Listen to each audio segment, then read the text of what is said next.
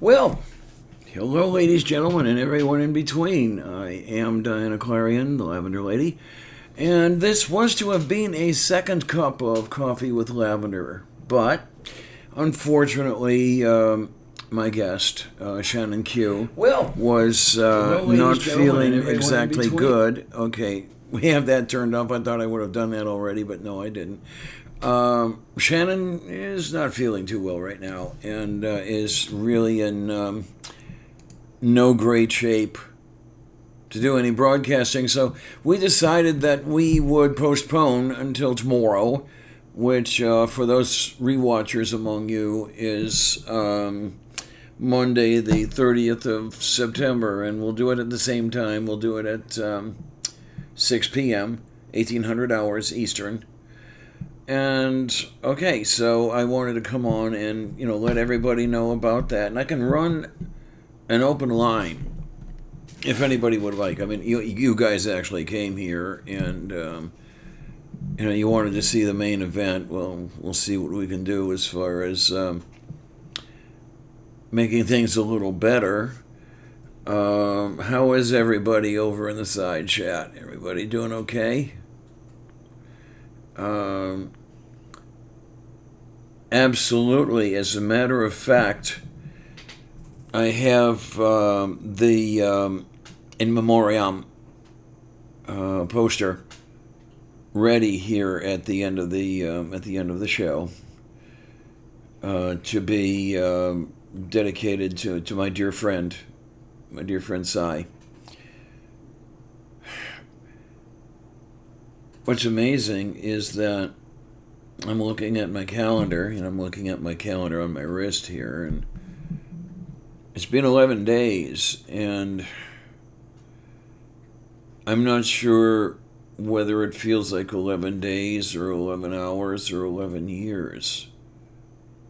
Everything is just a temporal mess, basically. And that's one of the things I'd like to talk to Shannon about when she does make it on here. As I say, for those people who are new to the stream here, we'll be doing it again. We'll be doing it tomorrow, 6 p.m. Eastern, because Shannon's rather under the weather. And, I never did understand that phrase, though, because aren't we always under the weather? Or at the very least in it? I'm really trying to emulate Kate. I am. I am failing miserably, am I not? Okay. Hi, Dane. How you doing? Oh, we've got a little tete-a-tete going over there in the side chat. I see, with Critical Cripple and Great Dane. And then hi, Lisa for Truth. I'm always happy to see you come on to the side chats of RJ's streams. And of course, you always used to be on the movie night audience.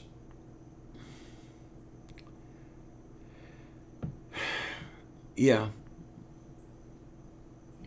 Some good memories of that.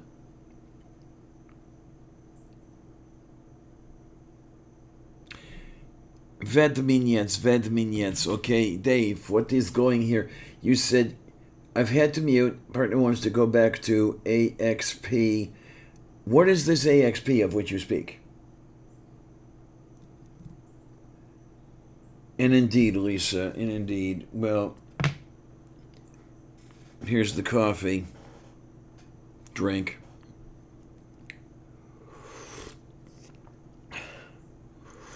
Oh my. I don't want to be drinking my hair. Damn it. Yeah, sure. Sure, hon. About half a second here, we can take care of that. We do a little bit of a copy over here, and then we find you in the vast expanse of the interwebs. the interwebs, right? Yeah, I told Shannon to get plenty of rest, drink lots of fluids, and take Sativa brand analgesic, the best analgesic ever prescribed in North America. Oh my! What do we have here? Yeah, and everybody tells me I have the perfect face for radio. So let's see what we can do there. Okay, now we are going paste. Paste. That is Paste. Paste. And then we go. And now you can look for the link in your DMs. Tria.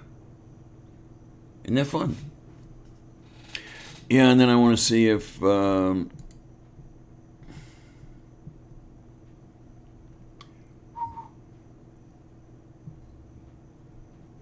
Wait a minute. What do we got going over here? We're going atheist experience all over the place.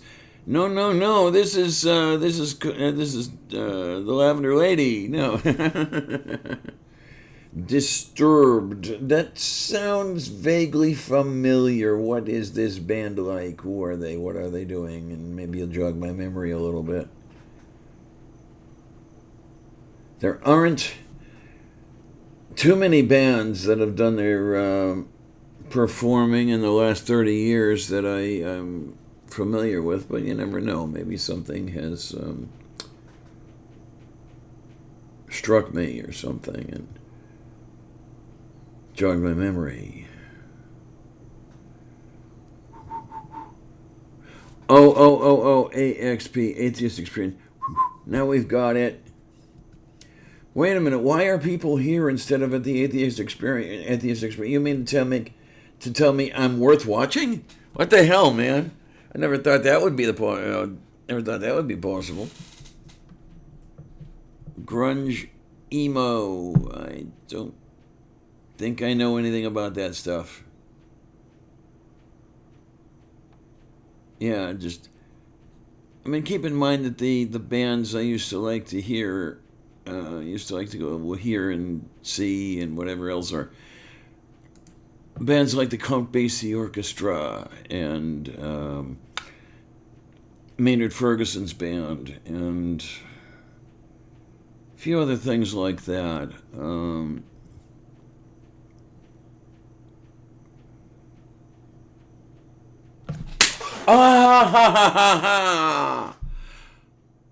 Yes, I know the cover, Lisa. I know the cover. I have actually heard it. And yes, it is quite profound. Yeah, absolutely.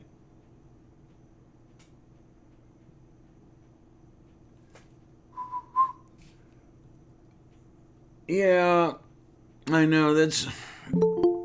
Oh boy, I hear a knock on the door. Let's see what we can do here. I hear you knocking, but you can't come in. Okay, we have this, and let me change. Let me make sure I have the layout done right here. There's that, and then we're going to go over to camera 1 and 2. Hey, how do you like that? Now, yay! And listen to that, I can hear you, yay. Now, can everybody in the audience, where are we? Here, no, you're that way. I have to point the opposite way to point at you. I don't know which direction I am either, so that's all right. Okay then, can everybody hear Tria? I hope so. If not, I'm gonna tear my hair. And then there's little Sylvia. The way it looks on YouTube is like one big black spot with a little dot. Yeah, Sylvia. There's the Sylvia kitty over here, and I tell you, Sylvia has some pretty good taste in humans, because when Cy was here, she climbed right up into his lap. Everything was... Aww. And he didn't even have Chicky. Nah, Elmer won't talk to males. He doesn't like them. If he sees a strange male in the yard, he'll lay on top of me and give this death glare like if you come near my human, you will die. This one is mine. Oh my, Boże, moi. Yeah, this is okay. At least my system is working pretty well. Oh, I see what I didn't do though. I still have the title to this morning's show in the bottom. Yeah. Okay, we can fix that. Oh, we can fix that. Okay, where do we go? We go to show name and we go. Okay, that's it. We'll get that out of there. I had actually set up a screen set for Shannon, but did not get it set into place. Yeah, this is just kind All of. right, it'll be there for next time. Yeah, she's coming back tomorrow. Tomorrow 6 p.m. And hopefully we can get a decent audience. Because I was hoping that this particular topic would be of use to the folks who, for whatever reason, decide to look at my stuff, and they come across this, and maybe it'll be because I'm getting the impression now that long distance grief is becoming more prevalent with the rise of long distance friendships, long distance romantic relationships, that sort of thing, and Yeah, one of my best friends had adopted my mom as hers, and they never met in real life. And it killed her when she couldn't afford to come to the funeral. It was too much on her. okay. So yeah, it's difficult to deal with because not only do you risk not ever seeing the person in person, but also sometimes you can't make it to the funerals either. Yeah. Um.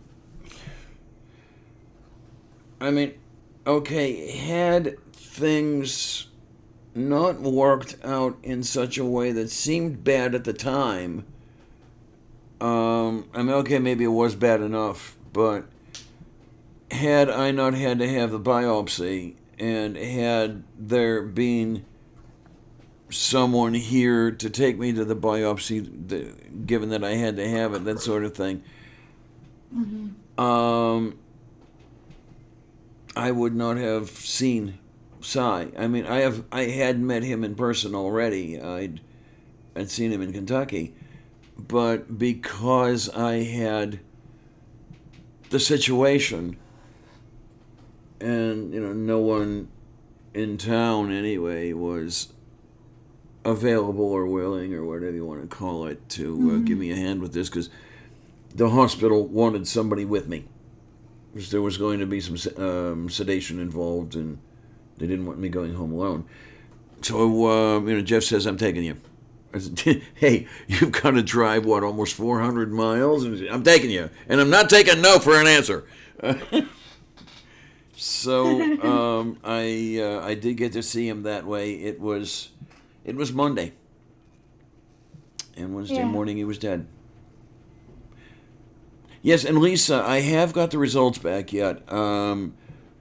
I might as well tell people as they ask. I will do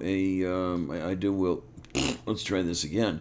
I will do a video piece on it, but everything is as good as one might expect it to be. Okay. Unfortunately for all of you folks out there, this started early, Kate, because Shannon is under the weather, and she's not going to make it tonight. She's going to be here tomorrow night, same time, same bad channel.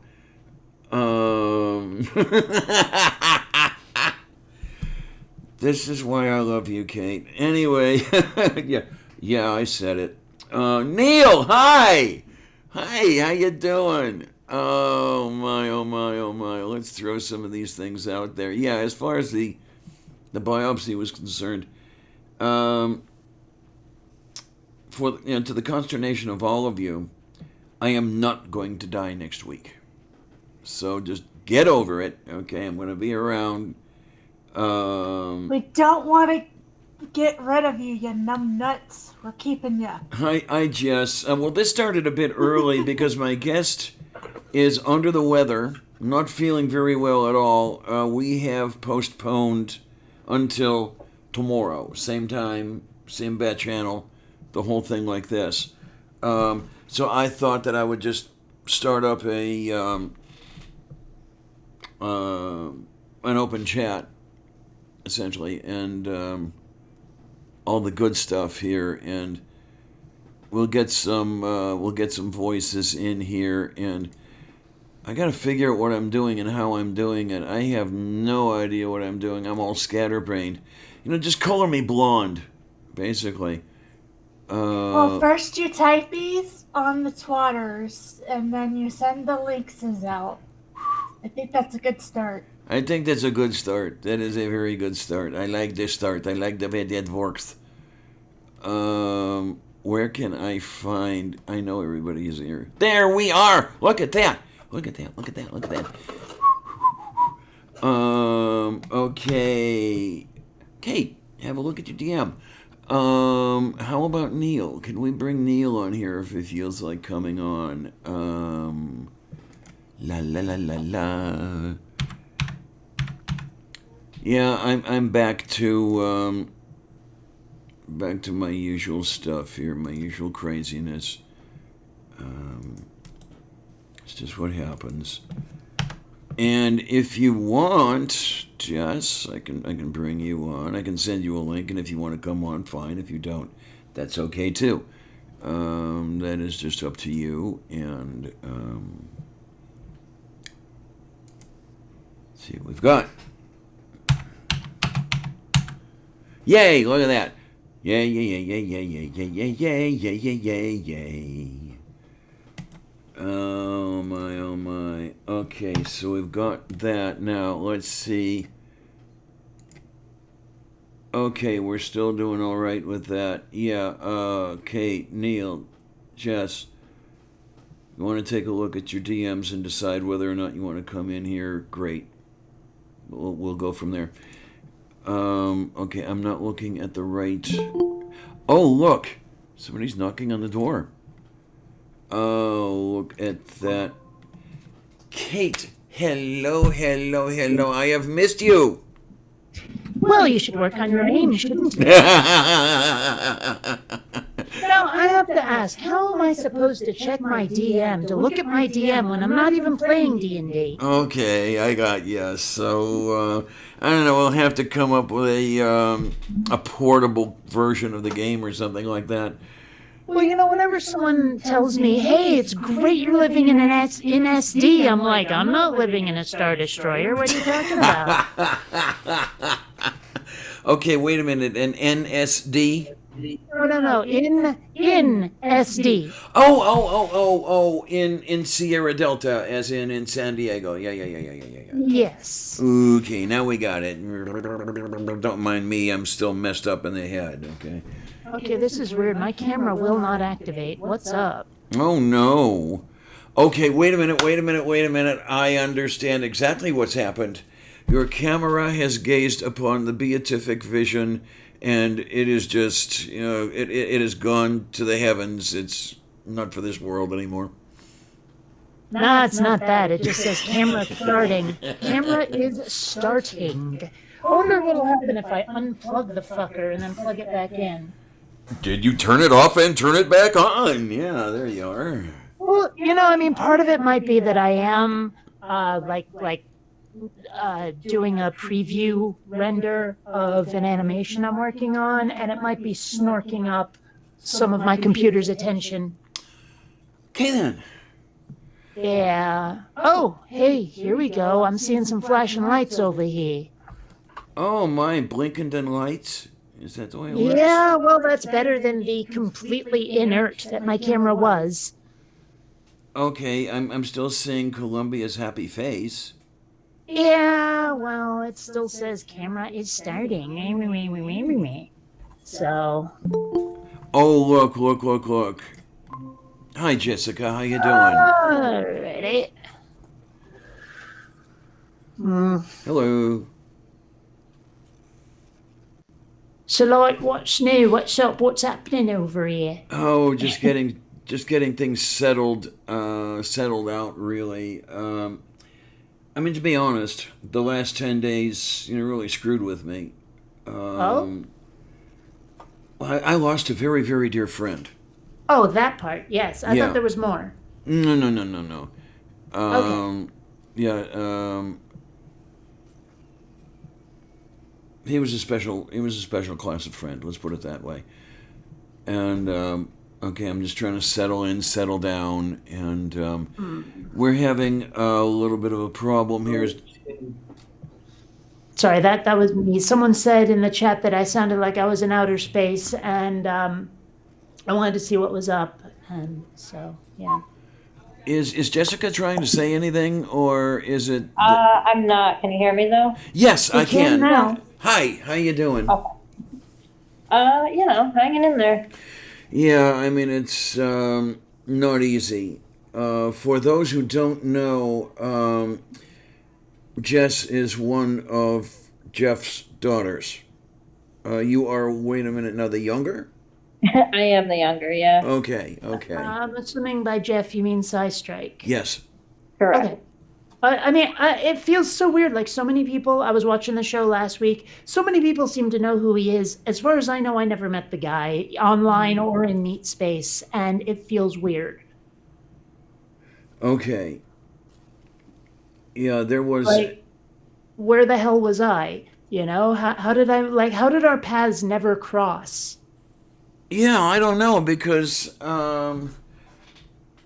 my understanding is that you do like the kind of stuff that he presented, and I guess it just never worked out. And it's Well, I mean, like, when I went to Faithless Forum this year, Rationality Rules was like, who? When I mentioned the name Bionic Dance. And I was like, oh my. I was not flattered in any way, obviously. Yeah. But apparently I don't know, can you call it paying it backward with regard to Psy Strike? Because I managed to miss his existence too. And from the sound of how everyone's talking about him, that kind of stinks. And I wish that had not been so. I wish we'd managed to, like, cross paths because, well, shit, he sounds like a great guy. Definitely and absolutely and everything. And for all I know, you might have really liked it on the movie night panel. Well, and that's another thing. I mean, you talked about movie night a lot in your chats, and honestly, you're the only person from whom I ever heard anything about it. It's like, how out of the loop can I possibly be? Well, it was a niche. It was a niche audience. I will grant you that. On Monday, when we were coming back from the hospital, we were on our way to get an Impossible Burger at the local Burgatory. So I happened to mention again that he understood that it was a niche audience, probably as large as it was ever going to get. But the people who did come in really seemed to like coming in. They had a place to come every week, to be among friends, and chat and party and joke around, and I don't know, would it favorably compared to Friday game night at all? Where you just playing the game and you're joking back and forth. And There was a Friday game night. didn't you say something about Oh, I have a game night, but it's at a coffee shop, not online. right. But I mean, you go there and you're among friends and you're joking around back and forth and you're having fun. And this might have been just, I don't know if it would be well described as a online version of such a thing. I mean, our audience was a little more far flung. I mean, geez, we had me in Pittsburgh. We had Notjaw in Brisbane. We have Bo and Morton and Linda in Denmark. Wherever you look, there was almost every country on earth represented, but no, not really, but close enough. And everybody just loved coming there. But like you said, it was probably as large as it was ever going to get, because it is a sort of a niche thing. A number of people had tried coming by, and the 6-hour length of a lot of the shows was kind of daunting for some people. There's a night, can't do all that, can't do it that long, or shit. More than once, I almost fell asleep during the show.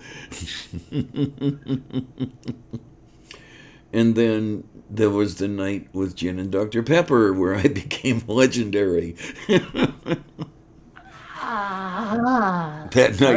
That night will live in infamy. Yeah, most of the time I wasn't doing the drinking. Most of the time I was drinking coffee. But there was one night I decided, hey, I haven't had Gin and Dr. Pepper for a while, so I, think I'll pour some of that. And by the end of the night, I was poured. Oh, I have to say that sounds really disgusting. Gin is nasty. It's not at the top of the list of drinks I like, but depending on the gin, I don't mind it. It's sort of like Yule Gibbons-ish. It tastes like a pine tree. No, I'm not kidding. Grody. That sounds absolutely grody. I mean, it's made with juniper. Let's face it. I've definitely never tasted a pine tree. Okay. Well, I imagine what she means is that it tastes the way a pine tree smells. Well, that's gross. Yeah. And I don't know, Kate, if you saw any of the commercials, or Jess, if you saw any of them. The guy by the name of Yule Gibbons, this nature guy. Heard the name, but only in a parody song. Yeah, he would come on advertising Post Toasties or some shit like that. You ever eat a pine tree? Yeah, some parts are edible. It's like, yeah, you can eat anything. Some things you can only eat once. Thank you, Terry Pratchett. Oh, okay. I didn't know of that allusion there, because a friend of mine would say that, and probably got it from Pratchett. Yeah, I even forgot where I was going with that. When you get old, the mind is the second thing to go, and I forget what the first is. No, but the one time I heard of this Yule Gibbons guy, it was a song called Junk Food Junkie, if you've ever heard that one. I've heard of it, yes. I think I've actually heard it. I just don't remember offhand. There's one throwaway line where the guy is trying to establish his credentials as a health food nut, right? And he says something about being a friend to old Yule Gibbons, and he only eats brown rice or something like that. And then, the song goes into, but at night I'm a junk food junkie. Oh, Lord, have pity on me. It's the whole thing where when all his friends are around, he's eating vegetables and really healthy. And then at night, he's got a big chest full of like M&Ms and gummy bears and shit. And that's like the joke of the song. But like I said, there's that one throwaway line about Yule Gibbons, and I had no idea who the frick he was talking about. Oh, wait, no, I take that back. There was one other time I heard a joke. I think it was in a Spider Robinson book, where there was this whole thing about Yule Gibbons, as in Gibbons around Christmas time. And that was the pun of the joke. And I didn't really get it then either, because I didn't know who this Yule Gibbons fella was. Yeah, he was popular about the time I was at uni the first time around, so that was a little while ago. As a matter of fact, in one of the cafeterias, we had two. The serving staff, or whatever you want to call these people, who were on the serving side of the slop, were putting up holiday decorations, had a little pine trees and everything else, and they labeled one of the little fake pine trees the Yule Gibbons Special for dinner. So that would have been mid-70s. Yeah, it's about the time that Gibbons was at the height of his popularity. Is he dead or is he doing stuff today and no one cares? Could be either. Let me find out really quickly. Actually, come to think about it, if he's dead, then it's both. Yeah, really. All right, what do we got here? Yule Gibbons. Oh my, oh my, oh my. Okay. Oh my word. The Yule Gibbons special was about the time he died. Born September 8th, 1911 in Clarksville, Texas. Died 29 September 1975 in Sunbury, Pennsylvania. Well, I mean, if he was born in 1911, if he was still alive today, it'd be really impressive. Yeah. Today is the anniversary of his death. I don't know too many people who are 108 years old. One or two out there, but I don't know them personally. One of my great-grandmothers made it to, I think, 101, and that was about it.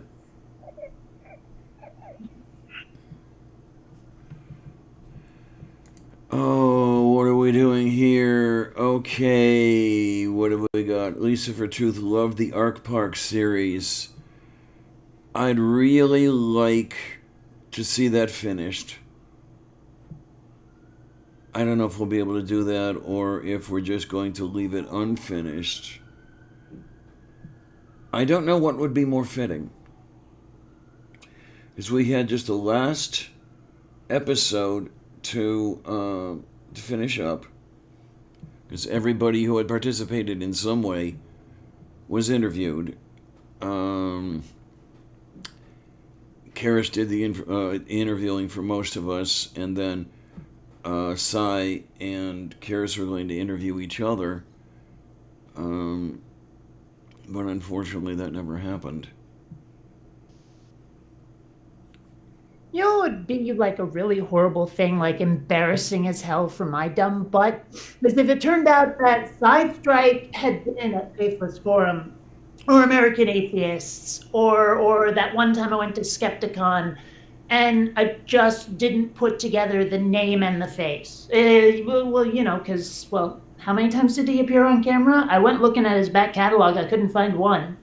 He made a point of not appearing on camera. Yeah, his persona was that caricature. Mm-hmm. As a matter of fact, For a while, I wasn't appearing on camera either, but that was mostly because people were being jerks about my looks. Yeah, and I'd like to kick them wherever it hurts, but that's another story. No, but let me think here. Yeah, even at the protest in July, the one picture that was explicitly taken of him, he was wearing the face protecting oven mitts, like so.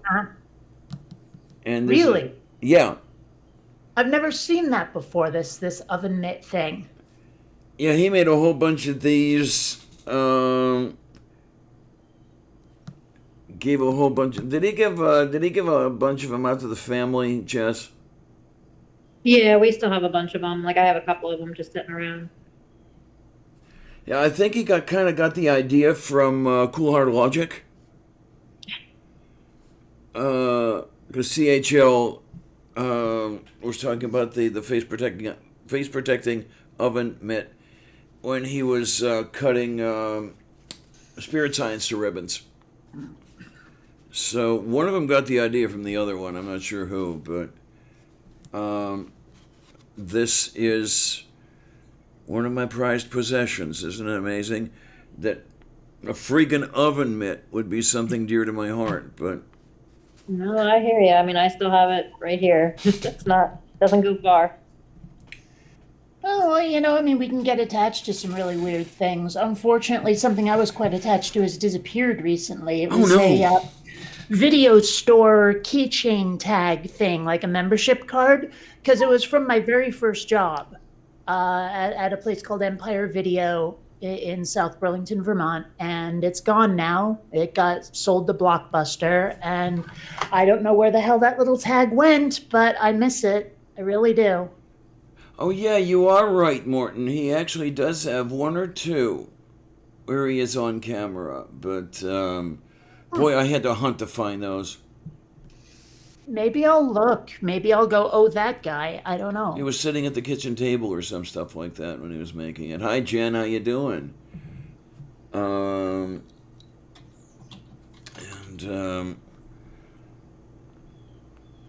I am just grateful that I had that time. And we just talked about stuff and things, and we had a burger, and Sylvia climbed into his lap, and she was in this chair. And his question was, "Oh, is this where all the magic happens?" He must have meant black. He must have meant black magic or something.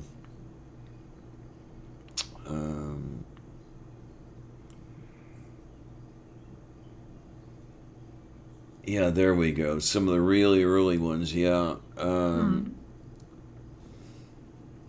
Well, it looks like his catalog goes back 3 years. That sounds about right. But Yeah, because he sold his company in 2016, so that would be about the same time. Okay, you say he sold the company in 16. Yeah, in 2016. Okay then. That was a little before I got to know him. Yeah. That was like right before he started everything. As I may have mentioned the name, Brooke McCormick actually dragged me into movie night. She said, "You'd love this. Come on in." And the craziest thing was, I'm thinking, okay, am I going to fit in here? How is everything going to go? And I mean, within 20 minutes, I was one of the group. Simon, you feel that welcome that easily. And they regretted it every minute from then on. wow, there is a lot of Ken Ham on here. Yeah, that may have come in part from size association with Paul Enns. Because one thing I did not know was Paul's earliest videos were produced and guided and etc. by Size Strike. He happened to mention that on his last video when he had Steve Bauman on. And at the close, the little tribute to Cy, and Paul wouldn't be where he is now without Cy, and I believe that because Cy was that kind of guy. I mean, supposedly I was next on his list for promotion, and just think of what would have happened then, man. You would have had my ugly mug all over the place, and So I'm guessing this is him. I'm looking at this one called Flat Out Stupid, Debunking the Flat Earth. I'm seeing a fella who could kind of conceivably maybe look like that avatar. And there's a big old, what looks like a poster, but it might be a green screen behind him with like the Milky Way galaxy and shit. could be. You said it was called what? Flat Out Stupid, Debunking the Flat Earth. Flat out. That sounds like a title he would have done. It's like his, fifth video? Yeah, fourth video.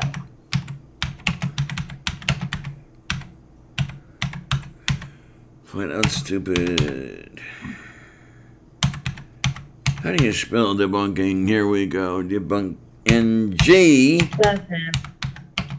Okay. All right. Then no, I don't think I ever met him. Oh, so no, that didn't did it. Okay. Yeah. Well, at least now I know. I mean, I've been, ever since I heard people saying he was dead, I've been like, is this someone for whom I had an attachment? Okay. So now I know.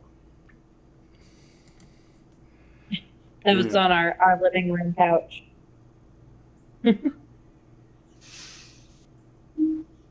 And speaking of whatever one is speaking of, you mentioned some of the venues.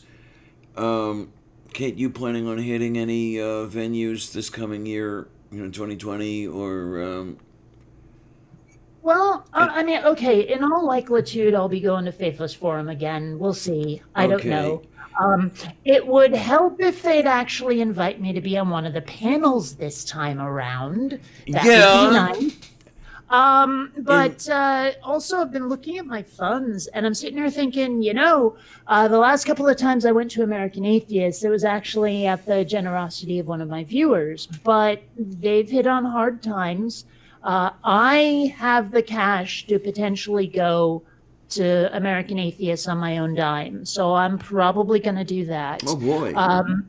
Also I want to say it's April, there is going to be a comic book convention here in San Diego that I have every intention of going to. It's kind of small. It's not Comic-Con, but it will have as guests Wendy and Richard Pini, who wrote and drew the comic book Elf Quest. And one of the characters in there is the one from whom I got my last name. Thank you, hippie parents. So, yeah. My last name is, no joke, the sole name of one of the elf characters.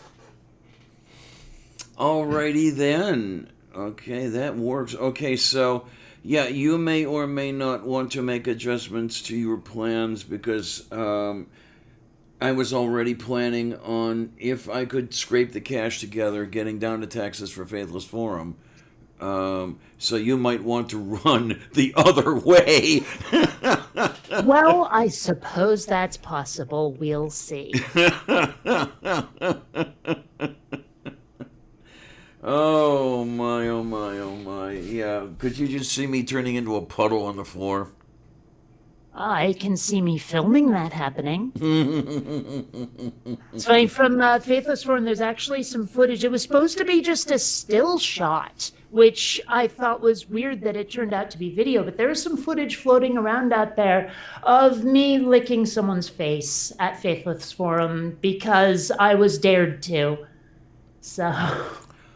Okay, if it was on a dare, I'm going to say 8 to 5. It wasn't a lady. No, it was. Oh, it was. Oh, okay. Yeah, it was sort of revealed to me that she had a tiny wee smidge of a crush, and this was not something that she wanted known, but it was said, and then someone else, the one who revealed this quite against her will, said, and now I dare you to lick her face. And I was like, oh, jeez. But I figured, what the hell? Because, I mean, it's I don't know. I have very little shame. That's why.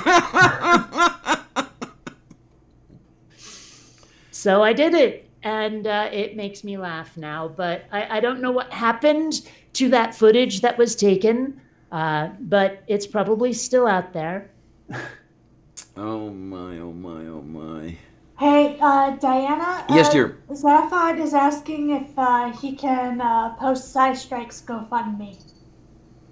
Oh, by all freaking means. Oh, yeah. I was pretty sure you were going to say yes, but I didn't want to answer for you. How does it even become a question whether or not you can post someone's GoFundMe? I mean, seriously, like this is a fundraiser, but don't show it to anybody. Yeah. Don't do that. Well, no, it's in some cases, like, some people are worn out by all the fundraising, And Oh, so they've said, please just give me a little bit of a break for a little while. I know of at least 20 fundraisers right now for people in desperate need of funds. I see. So I can Oh see where my. people might get a little bit worn out. Well, And I mean, I have yet to be able to afford my orbital death ray cannons, and if anyone wants to donate to me, I will gladly start a GoFundMe for that. yay. And I had not seen you show up there, upside down, sweetie. How the heck are ya? Oh my. Everybody's turning up here. Let me see what we can do. There we are. How do you like that? Now we're going to do the next. And we are going to drop the Linkajou over there. And now we're all set. Okay. Sort of like Pikachu, but not really. Okay, so upside down, sweetie. If you feel like coming on in, just grab the link and there you are. Did you just suggest that he take hold of a car? Okay, that might not be all that bad. It might not be all that good either. I don't know. Well, you said to grab a Lincoln. Yeah. Sorry. Oh, this is what I love about you, Kate. One of the many things, let's put it that way. Well, God, everybody has a crush on you. I don't know what's going on here. what? That can't be so. Can't be so, you say. Yeah. I mean, it's me. Yeah, I know. Oh, I. Okay, one thing I've come to realize is that in cyberspace, apparently I'm crushable. In meat space, not so much. Um, how would you like to take that up on a test? Well, I'm sorry, but it would have to be someone who hadn't already met me in cyberspace. Okay. You know, I mean, because otherwise it's mildly biased, is what I'm saying. No, no, no, no. You've got it all wrong. When you're talking about me, we're not talking about a mild bias, okay?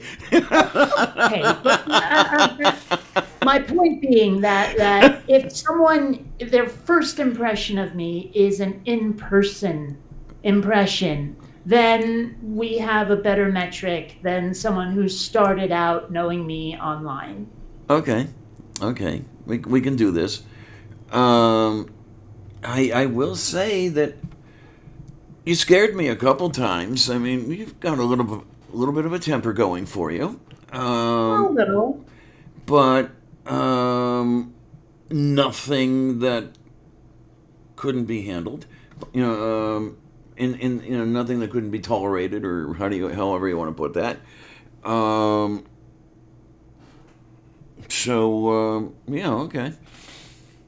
Well, I've actually tried to explain to people because I guess they don't get it, and I guess other people don't experience frustration the same way that I do.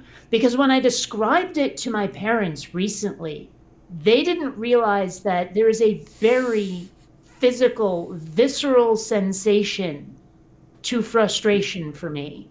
That it actually feels like my body is heating up and I can't Hmm. breathe and all kinds of stuff like that. And they never quite realized. They went, really? And so maybe they don't get why sometimes, yeah, I have a bit of a temper, is because it really does feel physically oppressive. I think you're probably the first person who's ever described it that way to me. Anyway, I should probably have already had some idea that there might be that sort of thing, almost like a synesthesia, if you will, but just really hadn't crossed my mind that it would work that way. Yeah, it's one of the worst sensations I've ever felt, and it demands almost immediate catharsis. So, I mean, that's one of the reasons why if you piss me off, I give you both barrels, is because I have to. Okay, it's reasonable. You know, let's fly with it. I like what Upside Down Sweetie has to say over there. And for those who don't know, I'm speaking of Not John Witness. He says, I don't have a crush on Kate. I have a crush on D. You are a sweetie. You know that. I'm old enough to be your fucking mother. Shut up, Kate.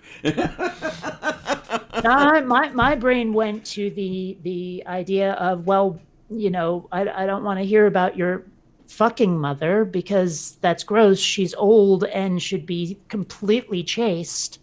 So, Well, she's you dead. know, I mean, So, ew. But other than that, well, the one everybody called my mother died. Let's see, a year and a half ago. So, yay! Yeah, sometimes you experience grief and sometimes you experience relief.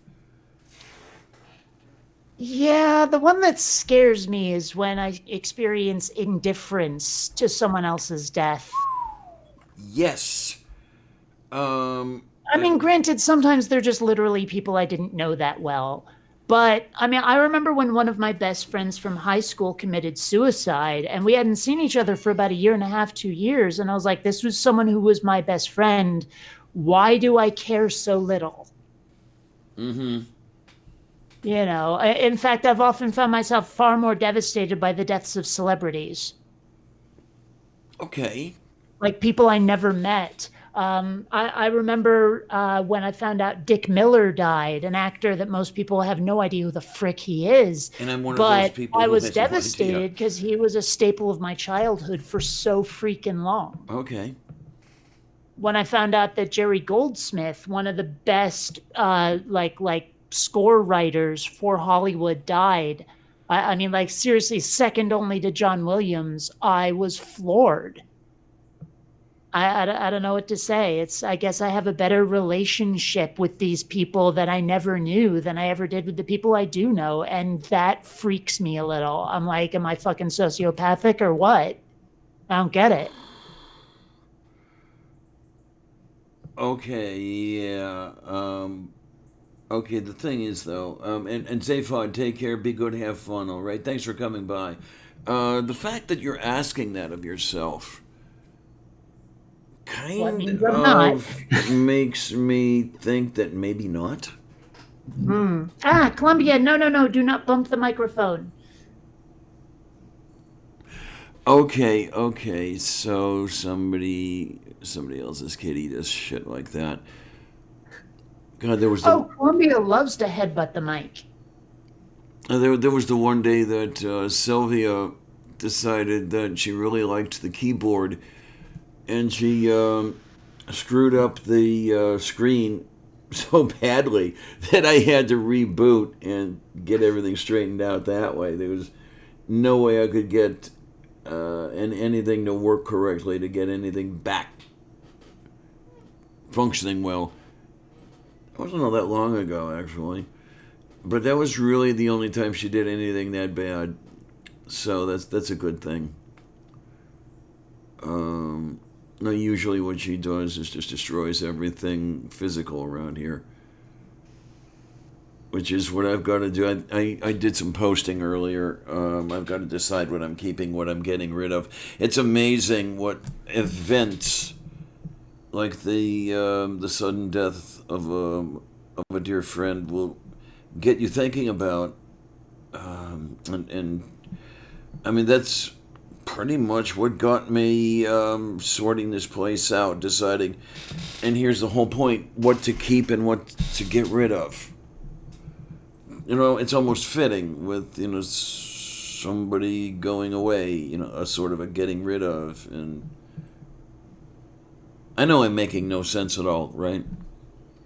I've lost the context for this one. I have no idea what you're talking about. No, it makes perfect sense because I had to go through my mom's things. and it was very, very difficult to decide what to keep and what to give away. Because if you want to keep things for sentimental reasons, well, damn it, when you're grieving somebody, everything has sentimental reasons. And Yeah, holding on to everything in a small space, you can't really do. yeah. I mean, these things had no connection to Jeff, but they were things that I've been carrying around with me for over 30 years. From moving from place to place to place. And here, there's no place to keep them, no place to display them, anything like that. A couple of years ago, it might have been a lot easier because a couple of years ago, the feline people who had me were a little better behaved than Sylvia is in that respect. Just about that much better behaved. And I don't know. Like, part of me is like, put up your damn tree anyways, because I remember that conversation. And the other part of me is like, I wonder if she would actually try to chew the branches like my dumb cat does. well, what she does is pulls all the ornamentation off the branches and then starts to pull down the string of lights. And I mean, within a day and a half, she'll have the trees totally stripped. Because I actually tried putting it up here. I think it was last year. Buy cheap ass kitty toys from now until the tree goes up, and just like hang them on the tree. There you go. That way, when she strips them off, that was not my suggestion. It was somebody else's, but I'm just seconding it. Because if she's gonna take it off anyways, you might as well. And they do have things that look kind of Christmassy coming out that are fairly cheap. So I don't buy Elmer a ton of kitty stuff, for obvious reasons. But yeah. a lot of the pet stores have these 50-cent bins where you can buy fairly sturdy toys for 50 cents a piece. Hi, God. How you doing? I'm not too terrible bad. I'm settling down, settling in. How you be? Yeah. Yes. Hi, God. It's me, Margaret. No, I'm kidding.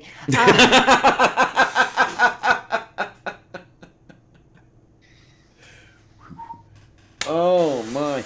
Yeah, what I'll probably end up doing, as long as I can find a place to keep the stuff in the off season. Let's remember this place is tiny and it's half full of books the way it is. I think most people know, Jess, I don't know if you'd heard me mention it or not. I live in a one-bedroom apartment, HUD issue, basically, Section 8, 512 square feet.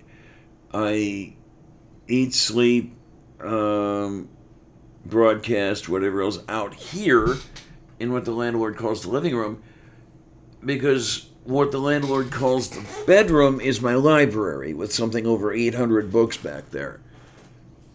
Wow, that's impressive. I had to get rid of a whole shitload before I moved in here because I knew there wouldn't be room for them. I've been collecting books a long time. That's a rarity nowadays. Yeah, definitely. A lot of people tell me, why don't you go over to Kindles, that sort of thing. Well, number one, a lot of the books I have you simply cannot get on Kindle. Well, not legally anyway. Yeah.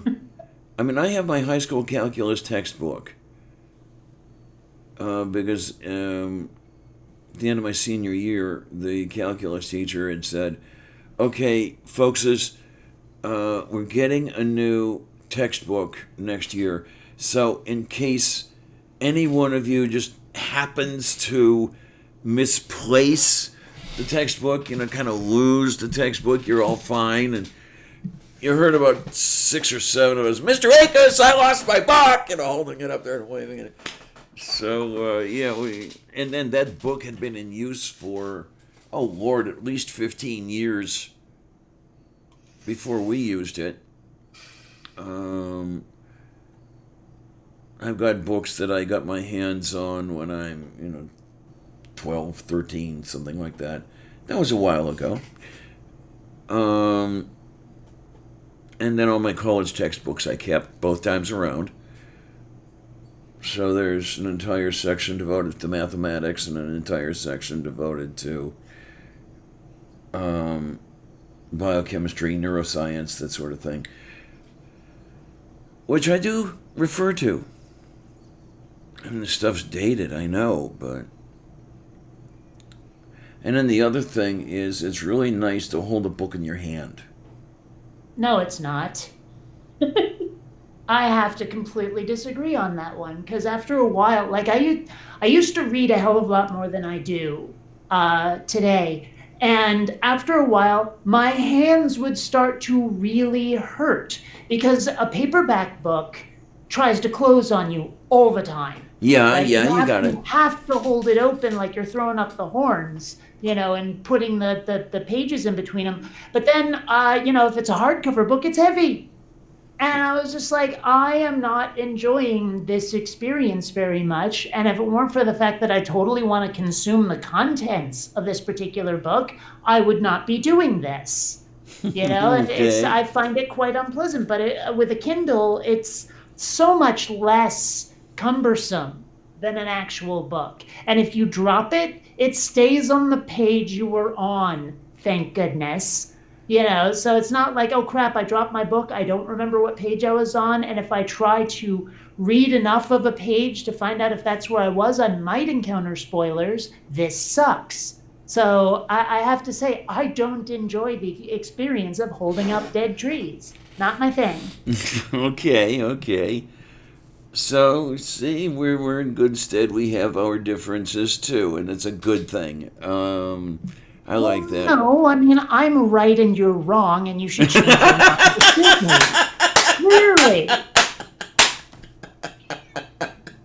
I love it, and I love you. Anyway, oh my word.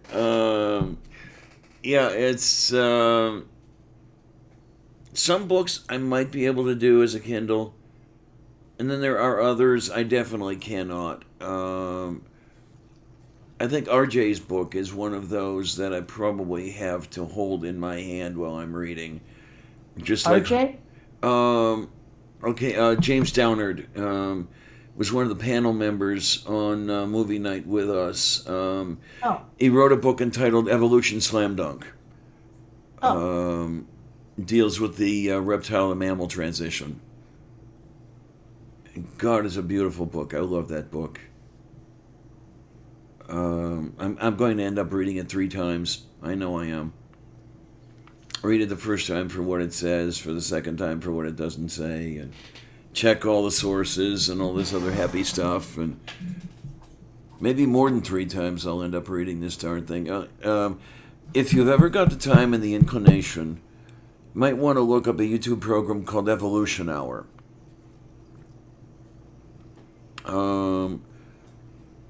RJ's presentation skills are, I'll leave a little bit to be desired, but his content's terrific.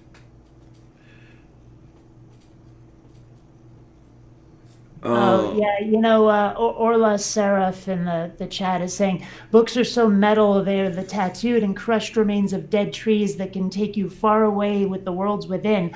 Oh yeah? Well, Kindles have exorcised those dead trees and captured their souls.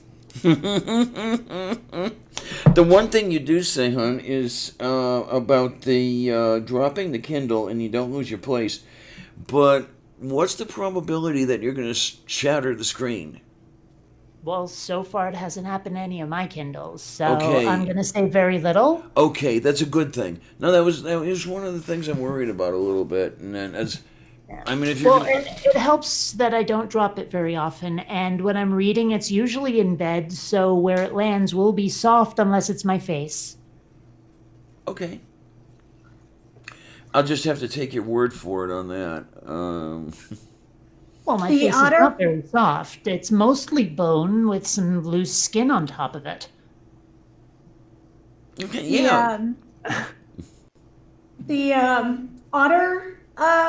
OtterBox line of stuff is pretty good. I drop my stuff all the time, and I don't drop it on soft surfaces. And so far, it's pretty much protected everything I have. So it is a little bit more pricey, but if you're already worried that you're gonna have something happen to it, you might as well fork over the extra $30 for the extra protection. Oh, what? So the extra protection will get it either repaired or replaced if you happen to drop it from. No, none of my screens have cracked. I have dropped my stuff on concrete, on pavement. Nothing has cracked with the OtterBox things that I've gotten. Now I don't put that on everything that I have, but like my cell phone, I don't care. Cell phone, that's pretty sturdy. But I did have a Kindle for a while, and it's the OtterBox saved it a couple of times. One Okay, thing then. that I love about a Kindle over a paper book is every now and then I'll encounter a word I don't know. The author will decide to wax eloquent, and I have no idea what the frick they're talking about because I've never encountered that word before anywhere in my entire life. So if you tap your finger to the screen and hold it there, the dictionary comes up. And if it's a foreign word, it'll attempt to translate it. And I've made such use of that feature, you have no idea. And it's expanded my vocabulary quite a bit. But the thing is, there was a series of books from my childhood that I lost, I guess, at some point. And I went looking, and they did not have Kindle versions of them. And I went looking and could not find a way to download them not on Amazon's website. So I found a used copy. And I'm reading them, and I come across a word I do not know.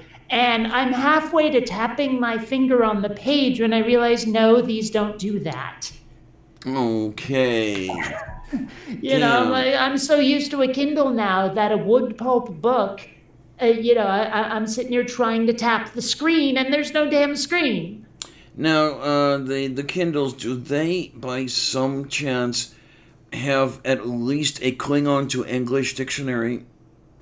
Well, you can get the Klingon dictionary on it. Okay. I mean, I'm pretty sure you can get it. I could check Amazon for you. Also, something else, Diana. Yes, dear. One of the reasons I don't use my Kindle anymore is because it was difficult to charge. I bought the Kindle that comes with advertisements because it was cheaper. And you can turn the Kindle off, but the advertisements will turn your Kindle back on. Oh, So that's buy the weird. one without the advertisements, because it became extremely difficult for me to charge, and I would often lose battery like while I was out and about, because if it had any charge on it at all, the advertisements would turn the device back on. Jesus. Okay, How could it be difficult to charge a Kindle? I mean, it's just a micro USB port, at Okay. least on the ones I've owned. Okay, if I'm out and I'm out for let's say I'm out for the day and I'm out for 18 hours, and I try to turn the Kindle off to save battery power while I'm out and about, and I don't have a chance to charge it because I'm doing stuff and things. If it turns on, then it uses up the battery power, and then it doesn't last the full day. So it's the one with the ads that was difficult to charge. Mm-hmm. Okay, I understand. Because it would turn on whenever the hell it felt like it and drain the battery. This is the poo-poo. It is definite poo-poo. Well, I mean, okay, when you say turn it off, though, do you mean turn it off the way you turn off a cell phone, or do you mean actually shut it right the heck down? I shut it down and it would turn back on. Okay, that's weird, because I if don't I know turn if- off I don't- a Kindle, completely turn it off, not just hit the power button and put it to sleep, but actually, boot it down, shut it all the heck the way down. I can't imagine a Kindle booting back up because it wants to show you an ad. Yeah, there's got to be some, what do you want to call it, a limbo state going on there somehow. Yeah. Yeah, I tried to turn the power off. Now, I may have just had a crappy Kindle, or I may have, because I did hit the turn off. I'm tired of you, you asshole. I actually went through and physically turned it off. Also, I am not 100% sure about this, but it may have also been the fact that I bought the Kindle during like a serious sale. And because it was so cheap, they may have decided to make the advertisements override what I wanted it to do. Because I bought it for like 30% of what the normal price is during an Amazon sale. Well, Okay, then. Incidentally, I have checked, and yes, the Klingon dictionary is available in Kindle form. All right. Now we're talking. Yeah. Oh, You man. asked, and I figured, what the heck, let's look. Because I'm just nice like that. Yes, you But are. I would like- Yes, you are. I would like to get a Kindle again so that I can take my recipes into the kitchen with me. Because that's the biggest reason why I bought it. You get the Kindle, you go to the kitchen with it, you place it on the counter while you are making the spaghetti carbonara, and then you spill the spaghetti carbonara all over the Kindle, and then what? No, I didn't spill it all. See, the difference between the book and the Kindle was the Kindle came with the Kindle I could put on a stand, and the book wouldn't freaking close on me. And so I wouldn't have to touch the Kindle with like greasy hands, and I could put it on a stand away from all of the foodstuffs and then read it when I needed to. Unlike the book, which would often either shut or flop onto the table and then get into the food. Hey, that's why you need a like an Amazon Echo Show or a Google Home or something like that with a display, because then it'll actually just like read the recipe to you while you're cooking. Yeah, there are Yeah, definitely some okay. advantages to having your books in digital form, believe me. In fact, the only ones that I refuse to get in digital form are like graphic novels, because seriously, the screen is too small and you have to constantly zoom in and scroll all over the place to actually read the comic, and it really sucks. The experience is not that fun. Yeah, I'm just getting accustomed to those screens. I actually got dragged kicking and screaming into the 20th century when I got one of those Obama phone things. And I know, Reagan started that shit, but come on. But I got my, say again? Obama phones? There I are have no idea people- what you're talking about. There are people who call them Obama phone. It's the phone program where poor people can get a free phone. I managed to miss this entirely. Oh, okay. The whole thing is you need to be Isn't it? say again? I'm sorry, go ahead, Diana. You need Go to ahead, be Diana, a I'm recipient of something like food stamps or Medicaid or something like that, and SSI. yeah, that's another one. They'll send you a phone and give you some number of minutes per month. I don't know how many. I've never used them all up. But I actually got an Android from these people. And I'm actually figuring out how to use the damn thing. And it's like, somebody shoot me, please. It sounds like the kind of thing that Andrew Yang would do if he was elected. Okay. I mean, because he wants to give everyone that I forget what he calls it. I keep wanting to call it the basic living stipend because they called it that in a sci-fi book. But he wants to the universal give basic everyone income. $1,000 a month, Yeah. which honestly would help in so many ways. It would stimulate the fuck out of the economy, and it would help people pay their rent and all that stuff. It's a great idea, assuming we can pay for it. Yes, that's But, one of the problems. But I And- mean, if he's going to do that, I could totally see him giving people cell phones. And then the other thing, call it a problem, call it whatever you want, if you will, is okay. Let's say we get a UBI. what is taken away from us such that we get that UBI, and how many dollars do we lose to gain that $1? Well, it sounds to me like there's a lot of things we could cut back on. We don't need a military that big. We really don't. I mean, Right. we could probably cut the military, not even the budget, just the military itself in half, and still defend ourselves if the rest of the world decided to attack. So, I mean, there's a lot of things we could totally cut, and nobody would feel it, except in the benefits that we did instead. I mean, that would be a wonderful thing. It really, really would. Yeah, as you say, we're scary enough. We don't need to destroy the world 20 times over. 10 times over will do. Um, But yeah, but so I mean, it seems to me that free cell phones would be the kind of thing that we could implement. I suppose we'd have to convince people it would do any good and how. But I oh mean, man, yeah, I could think of a group of people who'd be really hard to convince about that one because back when they were still talking to me, and I wouldn't call it talking, it was mostly yelling and bitching. They knew about my data processing department, if you want to call it that. Why do you need all that stuff? Can I talk to one of my friends on that? And sure. What's his email address? And they think of some other shit to complain about. Now, yeah, that's the greatest generation. Some of them actually did come along with the data, but a lot of them didn't. And I guess thankfully they're pretty much all dying off now.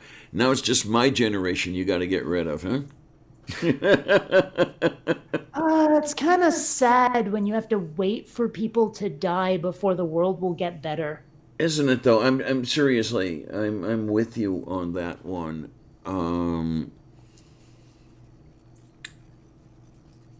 It's very, that whole conservatism in the way I'm speaking of it is, the way things were or the way you perceived them to be, and you want to hold on to that, and any improvement is considered a threat to it.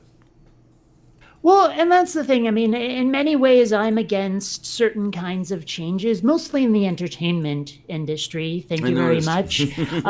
But, so I can sort of empathize with wanting things to stay the same. But at the same time, I don't want to see that done to one's detriment, is the thing. And there's Yes. a lot of people who just plain fear change rather than having actual rational reasons for why something shouldn't change. And that's where I start to get a bit grouchy about it. And something else I notice anyway is that a lot of people want to keep things the same, but what they want to keep the same is not what was, but what they thought it was. Well, there's that too. Yeah, I mean, when you have somebody in my position when I was growing up, I wasn't exactly in a poor family. Those two were. They weren't. No, they weren't John D. Rockefeller, but they were doing all right. And what I remember is that. And I remember the lily white neighborhoods, for example. And there are the people who see that and thought that that's all there was. Shit, that's what I thought was until I didn't have money, and I started getting, I got to see how the other half lived. I was a Republican at one time, and it was because I was comfortable. Didn't have to worry where my next meal was coming from. I'm not exactly proud of that, but it was instructive. I got to see the transition. I get it. I mean, after college and when I moved to Seattle and then broke up with Kylie, and and I started living completely on my own. I immediately lost a really good job. Not my fault. The company was going under anyway. But then my budget got so low that I had to live in a studio apartment that was really tiny with a shared bathroom with like the rest of my floor and all that stuff. And it really sucked, right? And the weird thing is how passive about it I was. I was like, well, this is just how I'm living now. Big fat hairy deal. But it was nothing like the way I was living when I was a kid with my parents. Mind you, that was a stroke of luck too, because my parents found this sleepy little beach community that was full mostly of blue collar types who didn't have a lot of money. So they got the house super cheap. Now it's yuppie town, and the house is worth so much more than it was back in 1980. So, Okay, you then. know, so I guess in many ways I have to appreciate how lucky I've been, actually, and that was a difficult thing to accept. Actually, is how lucky I've been. Not because I didn't want to believe it, but just because it was weird. I mean, I don't know how to describe it. You probably have to have some sort of empathy helmet that lets you feel the way I feel to understand it, but I don't know. No, I get at least some of it. I'm sure a lot of people do.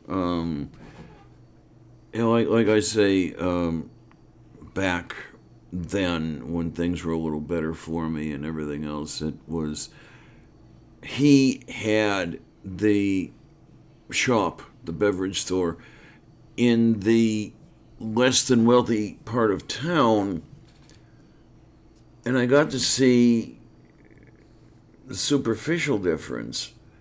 But I took after him in a way where I blamed them for their position. I thought, okay, where I was where you were expected to be, and no, it didn't work out that way because back around the end of the 80s, my situation changed quite significantly. When you say blame them for their position, do you mean like, oh, you're poor, well, it's all your own doing, it's your fault, you should have been better than that? Right, yeah, poverty Okay. being a character flaw. Because you hear that a lot from Republicans, that's for darn sure. Yeah, and the only reason that those two were Democrats in the 1960s was because of the way the Democrats were in the 1960s. Pre-civil rights era, you still had the Dixiecrats, and they definitely went that way. And then when the Dixiecrats started going Republican, so did they. And I went the other way. My first election, I registered Republican so I could vote for Gerald Ford. But it was a while later that I said, screw this shit. Took me a while to make it official, but I was already screw this shit for a while. Oh, excuse me, please. A little feminine burp there. At least I got to see the way they were two-faced. Those two. Everything was, hi, Mr. Whatever, who's coming in for his weekly case of beer or whatever it is, and as soon as he leaves, you're talking about him like he's a piece of shit. And it was mainly because Mr. Whatever had the high melanin syndrome. Oh, yeah. That. It's kind of funny. I mean, Vermont is a very, very, very white state, or at least it was when I was a child. But the weird thing is there was surprisingly little racism because there was no one to be angry at. Okay. But that actually seemed to make people much more tolerant. Is just they're like, oh yeah, like we're totally for equal rights, obviously. I mean, people are people. There was no one to look down on, at least not for the color of their skin. A lot of the people in the town I lived in thought that rednecks were the target. You know, all those people out there with the dairy farms that didn't live in the Burlington area were the targets of any prejudice people might have had. Okay, then. The Vermont cheddar types, if you will. Well, more like the milk producers than, you know. But anyway, yeah, I mean, you know, they were the ones who, and I don't know what this was. They were like the baseball hats, but probably with John Deere on it. And they would cinch the sizing thing really tight and then just sort of rest it on top of their heads. So there was all this air between their scalp and the top of the hat. And I never understood why they did that. No idea. But everyone in my school, because we lived in what passed for a city in Vermont, would make fun of them for it. Okay, then. I'm trying to think about it and trying to work on the physics of it, and I'm not getting anywhere. Because I would, to keep the head cool, you'd want the airflow going. Okay, I'll have to sit down and work that out. And also, all of them had like a very pronounced New England accent, where the people in the Burlington area really didn't. And that was another way to make fun of them. Okay, I forget what the character's name was on the Bob Newhart show, the New Englander. You're talking about that kind Larry, of accent. Daryl, and Daryl. Played by the older guy, and I'm trying to remember. Oh, then no. I was saying it is Newhart, right? The one with the, my name's Larry, and this is my brother Daryl, and my other brother Daryl. I thought that's who you were talking about. I think that got started. Yeah, I'm gonna have to look and see if I can find. I can see his face, but for the life of me, I cannot dig up the name. And maybe it wasn't even Newhart. Well, I never actually really watched that show. I just sort of caught the periphery of what it was about and who was on it and all that stuff. All right. What have we got? I think if I have this right, the character's name was Howard Borden, played by Bill Daly. I don't know. I mean, I probably wouldn't recognize it anyway. So, Howard Borden? Yeah, Borden as in the dairy. Okay. I do not recognize this guy even slightly. I'd have to look him up in a video somewhere and see if he has that same sort of Vermont accent that I'm so used to. Okay, It's weird because, I've been away from Vermont for so long, I can't imitate it anymore. I used to be able to. The only part I remember was, if you were going to make fun of somebody for their accent like that, one of the rednecks, you'd go, "Ya dare buck," that. That was the thing you said, was "Ya dare buck." I'm sorry, I got the wrong person. The name I'm after is Tom Poston.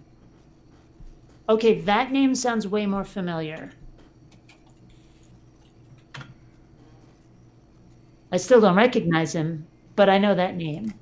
Oh, wait a minute. No. I know this guy from something else, not from Newhart, but boy, does he look familiar.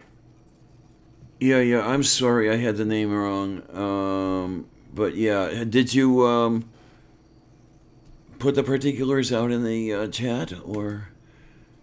No. Okay, I will, just in case anybody gives a shit. Let's see what we've got.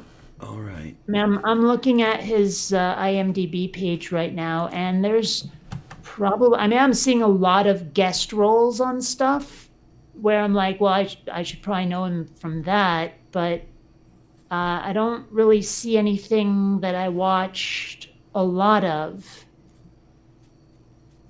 where he appeared frequently. Okay, then.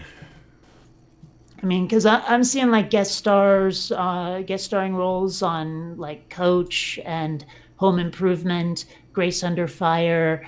There was another one that I used to watch. Where did it go? I don't see. Well, ER, I used to watch that a bit. Dharma and Greg, he was on a couple of times. Okay. But yeah, so I mean, but nothing I really watched much of, really, where he was a main character. Now Looks like this he was on Mork and Mindy a fair bit. now this is a little weird. This is a little strange here from the Font of All Knowledge. Let's see if we can do this correctly. Poston was born in Columbus, Ohio, the son of George and Margaret Poston. His father was a liquor salesman and dairy chemist. What? That's a unique combination right there.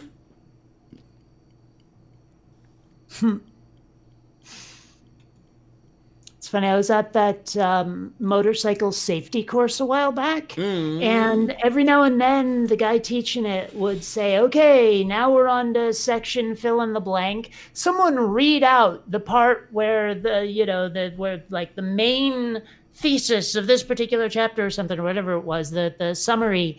And usually other people would do it. I only did it once, but when they would do it, they would read it in that slow, droning, like this is a kid in a classroom thing.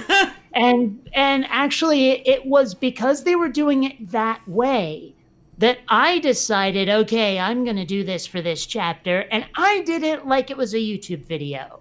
I freaking nailed it. And made it not sound boring.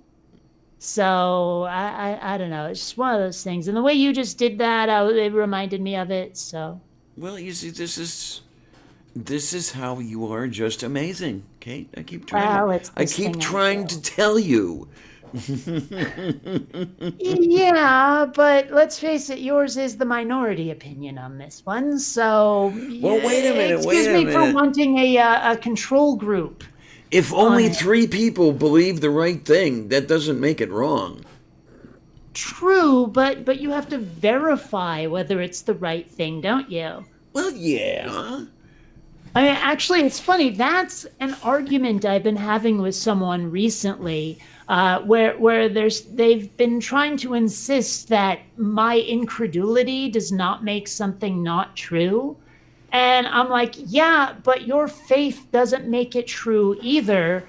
That's why I want to check to make sure. Yeah. I'm not claiming what you're saying isn't true. I'm saying it's unverified. And they couldn't accept that. Like not that they couldn't accept it as a possibility. They couldn't even seem to grok the concept. Uh-huh.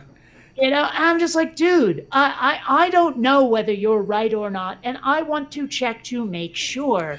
And for some reason, that concept broke his brain pretty hard. Who was it today that I was just listening to who was going into that? God, I cannot remember the name of the channel. Damn it. But he was going into how these people just cannot fathom someone believing differently to the way they do, or wanting to verify what they believe, or even someone like you, hopefully like me, who wants to check out and verify even what we believe. Yeah. Uh, I mean, okay, I don't, because you're probably not in the Bionic Dance Facebook group, because you're not on Facebook hardly at all. But I started emailing somebody. Okay, I did a video response to 1 Minute Apologist, which frequently has Frank Turek on. And all that yeah, stuff. I know them. And this guy was trying to say that scientism is a problem. And I'm like, dude, scientism isn't even a thing. And it turns out that this group has actually started turning on the comment section on their videos, which so few apologists do, where usually they have their comment section turned off. And I actually asked them, why have your videos been off with the comments for so long? And he said, well, because we don't have anyone to moderate it, to get rid of any offensive comments. I'm like, dude, it's the internet. People are going to be offensive. Just cope. Right? Yeah. It sounds like you want to do censorship. But regardless, I had emailed my video response to this guy, and it prompted an email exchange that I wasn't expecting. I thought he was just going to say screw you and goodbye. But we went through about 30 some, maybe almost 40 emails back and forth. And he's the guy I was talking to recently where he couldn't quite get the idea that I wanted to check to make sure of things, that I needed empirical data when it came to questions of existence, of mind independent existence. When something is more than a concept, I want to be able to test whether or not it's so. And for some reason, this was breaking his brain so hard that I wouldn't accept a purely academic proof for God's existence. Yeah. And I kept saying to him, like, if someone tells you that the paint on that wall is wet, you're going to touch it to make sure. If a used car salesman won't let you test drive the car before you buy it, you're going to say no. And he didn't seem to understand that comparison either to what he was insisting upon. Yeah, and what they go on is authority over verifiability. That I don't, is that a term? I'm not sure. Maybe I coined a new one. That's fine. But it's all about the authority. Some authority figure said it, therefore it is true. Or then you have the people like Comfort and Ham and that ilk who say, okay, of course the stuff in this book is true, so we're going to work our way out of that and into places it doesn't belong, and you end up with a 6,000-year-old Earth, and of course that's not the case at all. But it's that, and this guy was somewhere in between, actually. Because he was not really, I mean, a couple of times he tried to argue from authority when he was like, well, PhD scientists agree with me on this one. It did kind of feel like he was trying to disguise the fact that he was working backward from a presupposed conclusion. It really seemed like he was.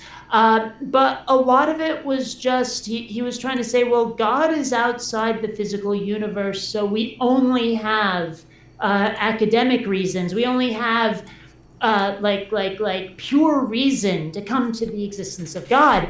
And I was like, but allegedly God has interacted with the physical world. Bingo. And has left traces that we can check. And that seemed to break his brain too, where he just couldn't seem to understand that we have ways of verifying the claims about God's nature.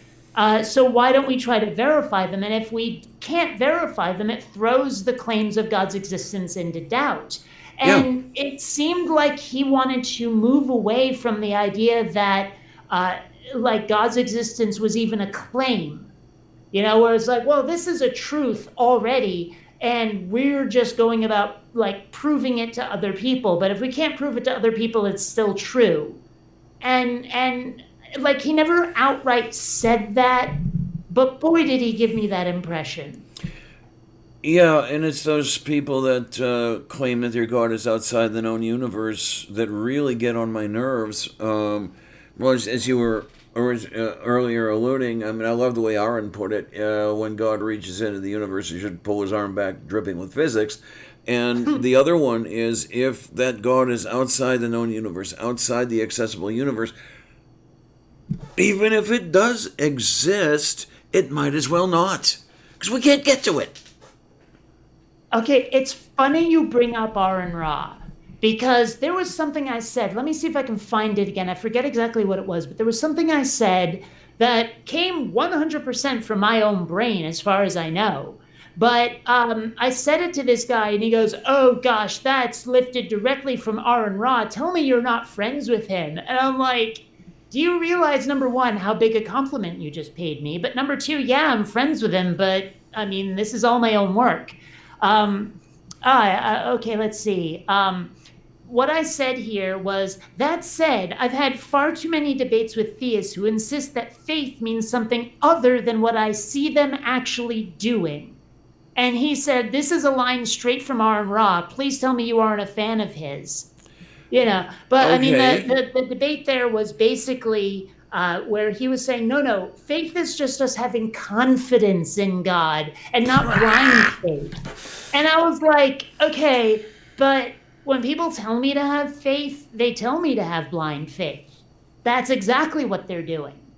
Yeah. And he didn't seem to be willing to accept that, or I'm like, okay, let me describe to you what I see people doing, what they tell me to do. How is that not blind faith? And all he would do was obfuscate and not really reply. In fact, that was most of his MO, was to avoid hard questions as hard as he could. Yeah.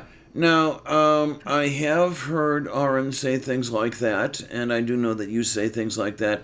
I'm going to say it could very well be convergent evolution. Quite possibly. You could come across these things independently. Why not?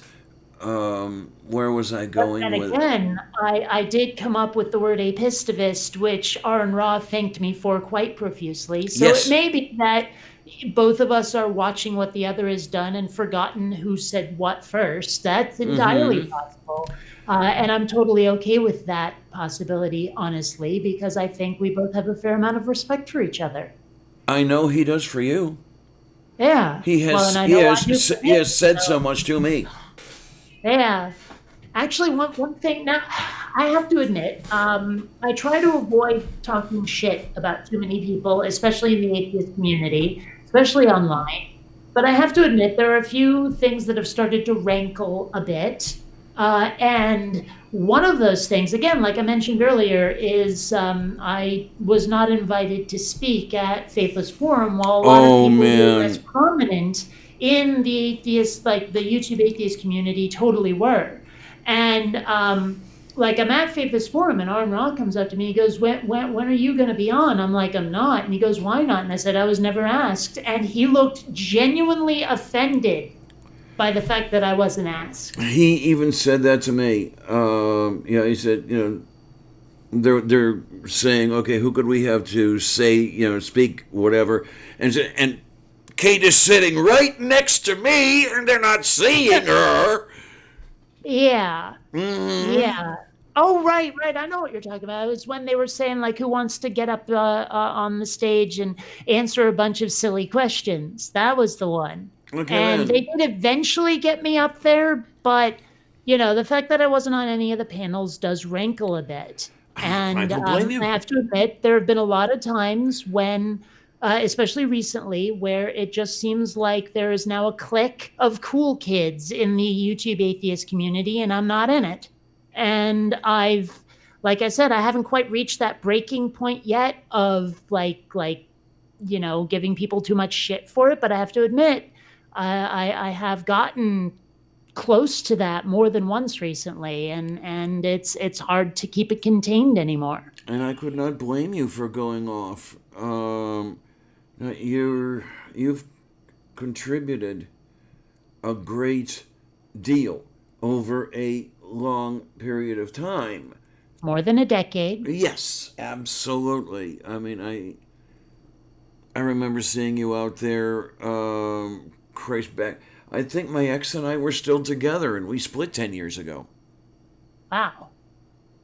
You'd think that would have bought me just a little bit of credit, a little bit of stock in this particular area, but, well, I don't know. It's hard not to be bitter sometimes. I mean, I see people who started their YouTube channels like, 2, maybe 3 years ago, tops, who rocket past me in subs like you wouldn't believe. And I'm like, what the fuck am I doing wrong? I mean, and maybe it's YouTube's fault. Maybe it's the algorithm or something. But then I also see a lot of things where people are doing these collaborations or live streams and stuff. And about the only one who's ever really invited me on is Surus. Mm-hmm. And I'm just like, I guess I don't matter that much. You matter to me. Well, I know. But I mean, in a larger macro sense, I guess not, Yeah, I know where you were headed, and I had to slip that one in there, but... Well, like I say, it rankles a bit, and I mean, this is probably the most I've said about it online anywhere other than privately for, ever. It's just not right. I know that. It's too bad that in a way it's too bad I'm not doing so many standalone videos anymore. I'd love to have you on with me, but well, then again, one of the things I so dearly, dearly love, and I'm thanking you profusely for it. You're here a whole bunch. You're in Well, my it's fun. and I mean, that's thank the you. thing. It's like, even if, like, say, my stock in YouTube is higher than yours, I do not give a fuck. I enjoy the time I spend with certain people, you included, and that's why I'm here. And it's not like, oh, I won't do that show. That one's beneath me or anything like that shit. I'm not going to do that. Well, Why thank would I do you. that? Thank you. You melted this cold, cold heart. You know that. I'm getting that impression, yes. Well, you did that a long time ago. But no, I mean, when I see people playing those sort of like social status games, I won't say I get like angry, more like indignant. And sometimes then I just sort of still keep it in my pants because it might not be my business, because it might not be aimed in my direction. But I still think that snobbery should be met with a certain amount of scorn. Yeah, and I don't know. I'm not trying to sound like more than I am, but maybe I'm not sad that I'm not invited onto other channels very often because I think I'm not for that whole cool group thing. I was an outcast for most of my life, and this is no big. This is no different. I'm accustomed to it. I kind of like it now. Well, I mean, and I was definitely an outcast for most of my childhood. Well, pretty much all of my childhood, really, until high school when all of the geeky, nerdy kids found each other and banded together for strength in numbers. But I totally know what it's like to be the weird kid no one wants to hang out with. I mean, hell, I was raised by hippies. I had, I had glasses and bad hair, and I liked sci-fi and fantasy, and I was like, that sort of bookish kid that no one wanted anything to do with. Plus, my sense of humor as a child is not the same. It's not worth the same as it is as an adult. You know, Okay. I mean, you make puns and, let's face it, mildly intelligent humor, and everyone sort of looks at you like there's something wrong with you. Oh yeah. You know, Oh yeah. I mean, it's funny because I have a lot of friends who are know-it-alls, like complete and total know-it-alls. You mention anything from history or philosophy or whatever, and they're right there with all the facts if there's something you don't know. And I'm like, where do you people find the time to learn all of this stuff? I mean, granted, I can probably quote you chapter and verse out of various sci-fi and fantasy franchises, so I guess I've just been spending my time doing slightly less academic things than you people. But even so, it's like I have some friends where you mention any damn thing that isn't fiction based, and there's a good chance they know the facts. Okay then. And that was one of the things I really liked about hanging around with the movie night crowd, is that so many of them had so much going for them knowledge-wise, and they weren't self-absorbed about it. Man, you would have fit into that panel so well. Oh well. Oh, well. We might get it going again. Hey, Jessica. Yep, I'm still here. Yeah, we might get that going soon enough, huh? Yeah, that's the hope at least. We'll see how it all goes. Let's not try to force anything or anything. And Yeah, just trying to give people time and see how it goes. Kind of wing it. yep. Well, okay, some bad-tempered badgers saying, why would anyone want to learn nonfiction? Well, it certainly has been useful at times at the atheism booth I help staff.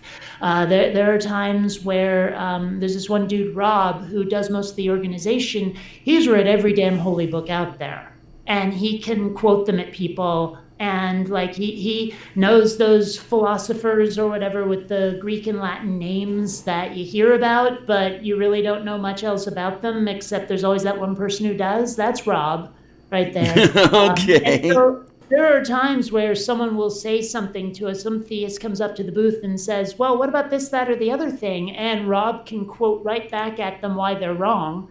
Well, the philosopher I know everything Curtiz, back in Greece in AD 32 and a half, said this, that, and that, and that, and that. And I'm like, dude, where the fuck are you getting all of this from? How do you remember it, much less find the time to read it?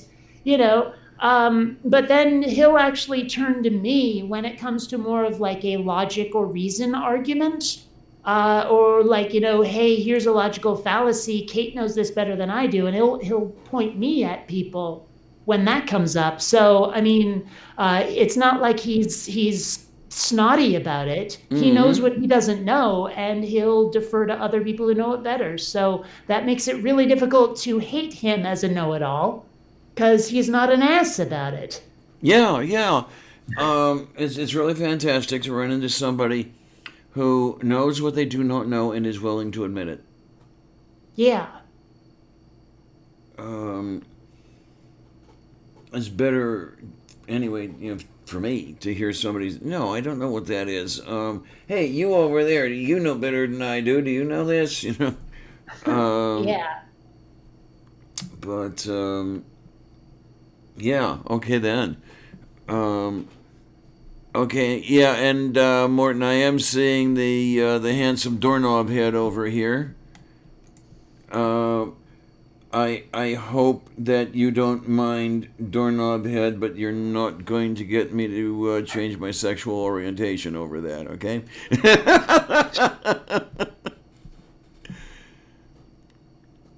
I'm so sweet, am I not?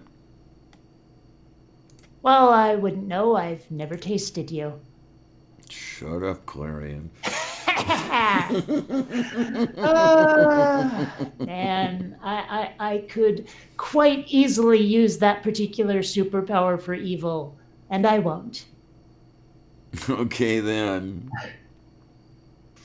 I don't know. I think sometimes it's not fair that I'm not more evil. Because I could do great things if I didn't care what other people thought or what happened to them.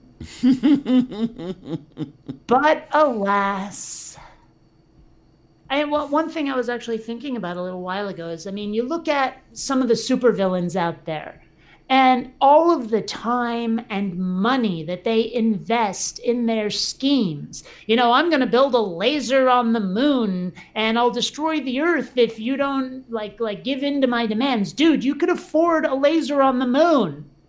You don't need earth to bow before you. You have all of the power you need to do whatever you want. If you can put a laser on the moon that can destroy the earth, what's wrong with you? Yeah. I mean, and hell, they have minions. People are backing you up just on the strength of who you are and what you say and what you think you can do.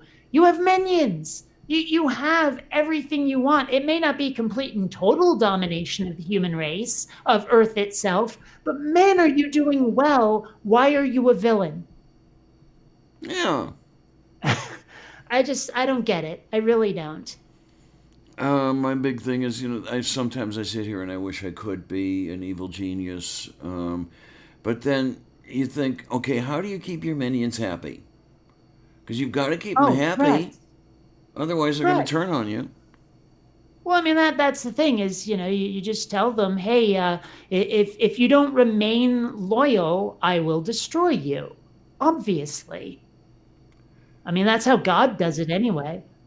Okay, now the problem is, though, that you have the capability to destroy people because you've built it on their backs. What's that got to do with it? They were just fools who followed your orders. Okay, okay. Oh, I like I it. mean that there is no greater power than getting other people to participate in their own destruction. You have immense amounts of power if you can get people to do that for you. I like it. I'll work on it. Well, I'm glad you like it because I just made that up on the spot. That is very profound. I like that, definitely. And I Well, like, when I don't tend toward the profound, it's usually the profane. I'm glad I hit the right one this time. oh my, and then Doorknob had true minions are cute, yellow, and squeaky. Okay. You've never seen Despicable Me, have you? I've seen clips and representations, but I've not seen the film. Okay, because that's where the minions are from, you Yeah. see. Okay. You sounded like you didn't know. No, I know of them. I just haven't seen the starting material, the source material, as RJ would say. And then, Mr. Shadow Kitty, you've got the Machiavelli thing going on there. Well, there's the thing. Machiavelli was not one of power. He just recorded what people of power were doing.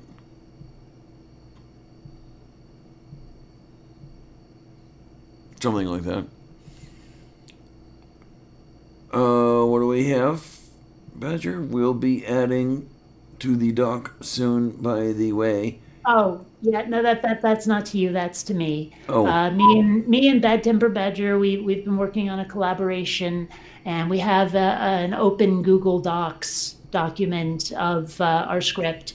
So oh my! I'm pretty sure that's what he's talking about there. I can hardly wait to see the results. Oh, somebody is being a little vociferous, I see.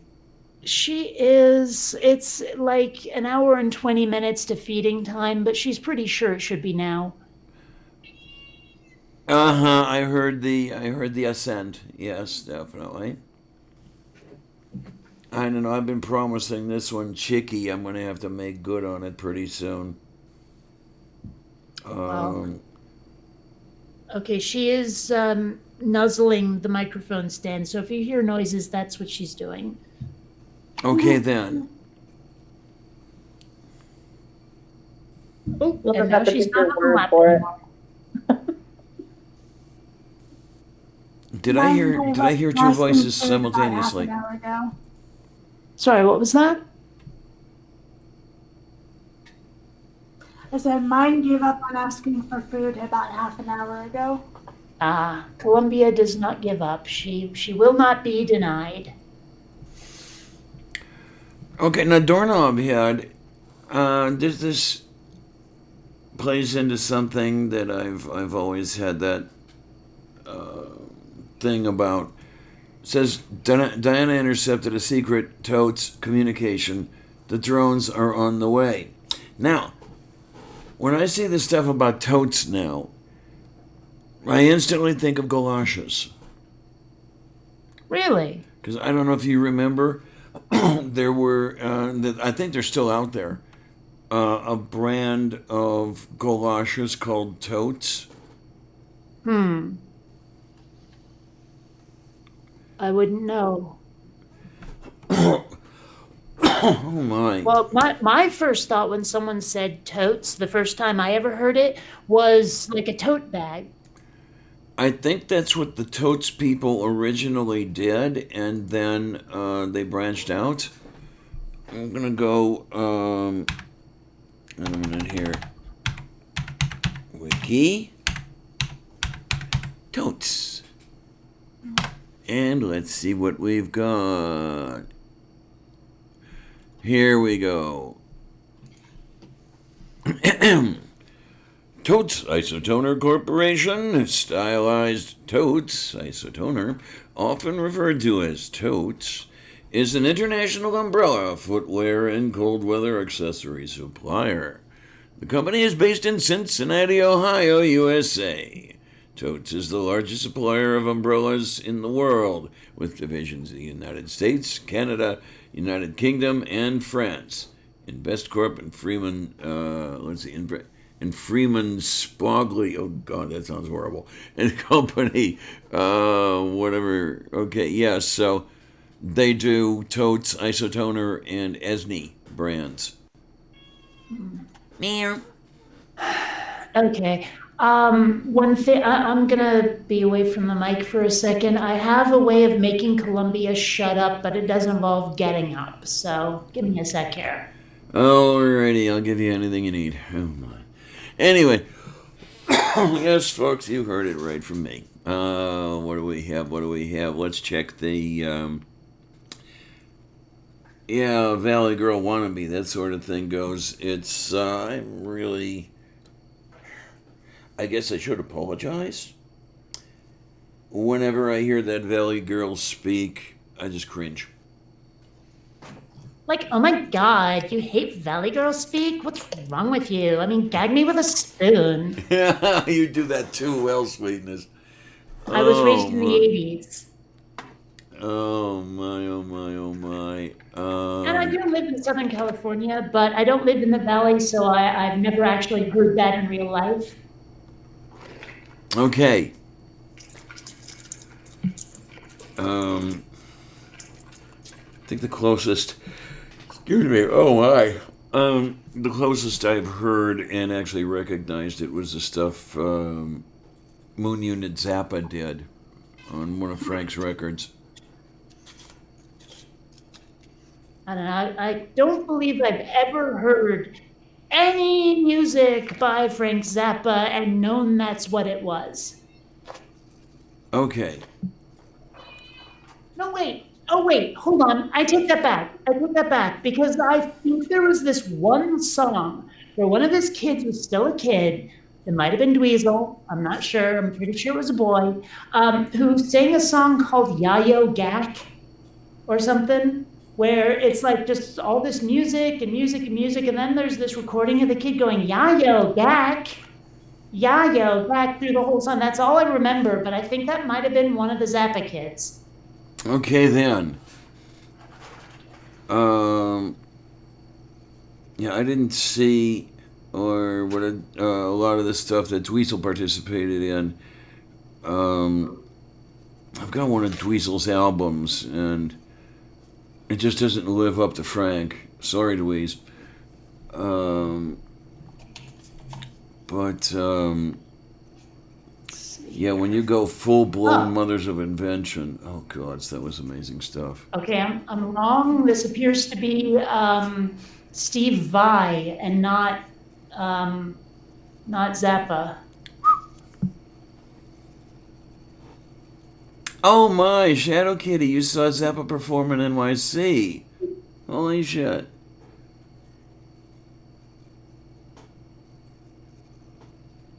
Yeah, Yayo Gak is a call and response interplay with vocal recordings of Vai's young son, Julian. Oh, please forgive me.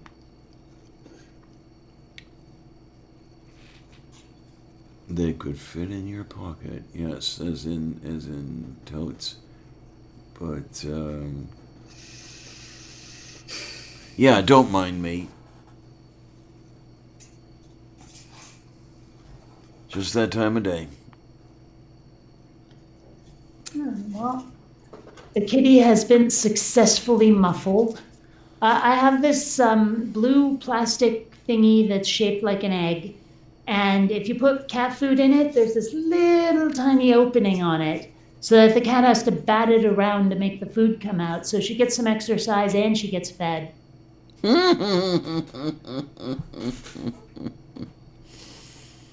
I need to play with this one more than I do. I know. Well, I would play with Columbia a lot more than I do if she would play back. You know, it's like she won't chase anything. Like not laser pointers or cat chasers or any of that. Shoelaces, there's like one shoelace she'll chase for a little bit. I don't know. So I try to play with her. She just won't participate. Yeah, this one. I had oops, sorry. Oh, go for it. I had a toy like that for my dog where you put the food in it and, they had to bat it around and stuff to get the food out. and he's a German Shepherd puppy, and he just decided to take the toy apart and eat all the food. So that was the end of that. Oh my. I appreciate puppies, I do, but I'm not quite as much a puppy person as I am a kitty person. I've been had by a puppy. That was a long time ago. Um, and it was my wife's puppy. She had that before we got married, and half border collie, half beagle. Looked like a border collie, sounded like a beagle. I'm sorry for that. Anytime an emergency vehicle would go by, oh! Yep, that's the hound. Sometimes I wonder if I would have had a dog if I hadn't had that rather traumatic experience when I was little and am now kind of terrified of them. Oh my. I mean, yeah, I Yeah. had forgotten that you had said that, and yeah, now you do remind me. But honestly, though, I think I would have decided it was too much responsibility. Well, that's the thing about puppies is you are the pack leader, so you have the responsibility to them. And kitties, I mean, as demanding as they can be, they are relatively low maintenance. Well, I mean, you don't have to walk a cat. Yeah, You don't have to pick up their poo. I have a really cool litter box where all you have to do is tilt it and everything goes into this little tray. And it makes it so much easier to clean up. oh, okay, you have not yet graduated to the one that does it all by itself? Nah. But even so, it's just the point is that it's easier to have a cat than it is a dog. It's Yeah. just so much less Sometimes. Oh, most like. definitely. Yeah. Sometimes. Wow. It depends on the damn cat. I have been had by quite a few damn cats, let me tell you. I have a one-eyed cat, and I named him Willie. He is lovingly named as One-Eyed Willie. Oh, man. I'm very seriously considering getting another cat again. Ivan didn't work out so well, but I've been looking, and there are some cats that meet the criteria that I'm looking for, and I've been seriously considering it, but it is a bit of a commitment. So I'm not, I've been sort of waffling on it. I don't know. I've always had, well, the kitties have always had the better luck in multiples. Um, Years and years ago, Miranda and Ariel had me. They were litter mates. Spent a good deal of their lives together because they were lucky enough to have been imported into my domicile. But even with unrelated kitties that were not boinking each other, they did better in multiples than solo. I mean, I'm not going to say that this one is what's the word for it? Neglected? Yeah, that's a good word. She's not lonely. She's not neglected. She's not destitute for affection of any kind. But I have noticed that they do need their own kind, just like we need our own kind. I'm sure she wouldn't mind having another feline around here, just the same way I wouldn't mind having another human around. That is a good point. Maybe I should look more strongly into another cat. Yeah, I tried twice, and twice it fell through. Um, as I sometimes wonder how she would do with a younger kitty. Well, Okay. I'm told that for an older female cat, the best cat to get is a younger male. Yeah, that's basically what I was thinking. Of course, I would have to make some vet visits, but that's we can do that. Um, Well, there is actually a cat that I've been looking at, and I hope that they're still there. But it's this adorable little short hair orange kitty. And I've never had an orange cat. I've had cats of just about every other, um, like color, all through the whole spectrum, but never an orange cat. oh my, I was had by an orange long hair. Um, the parents were a gray and white half Maine Coon and a calico. And they just kept producing solid colored cats. The genetics must have just worked out that way. Um, but Merlin was long hair. And God, you got some of the most beautiful kittens out of that. Um, and for the most part, they shared his temperament too. Because he was the sweetest kitty on earth. Um, I miss him. I miss his kids. I could But tell you another pie story about our kitties growing up.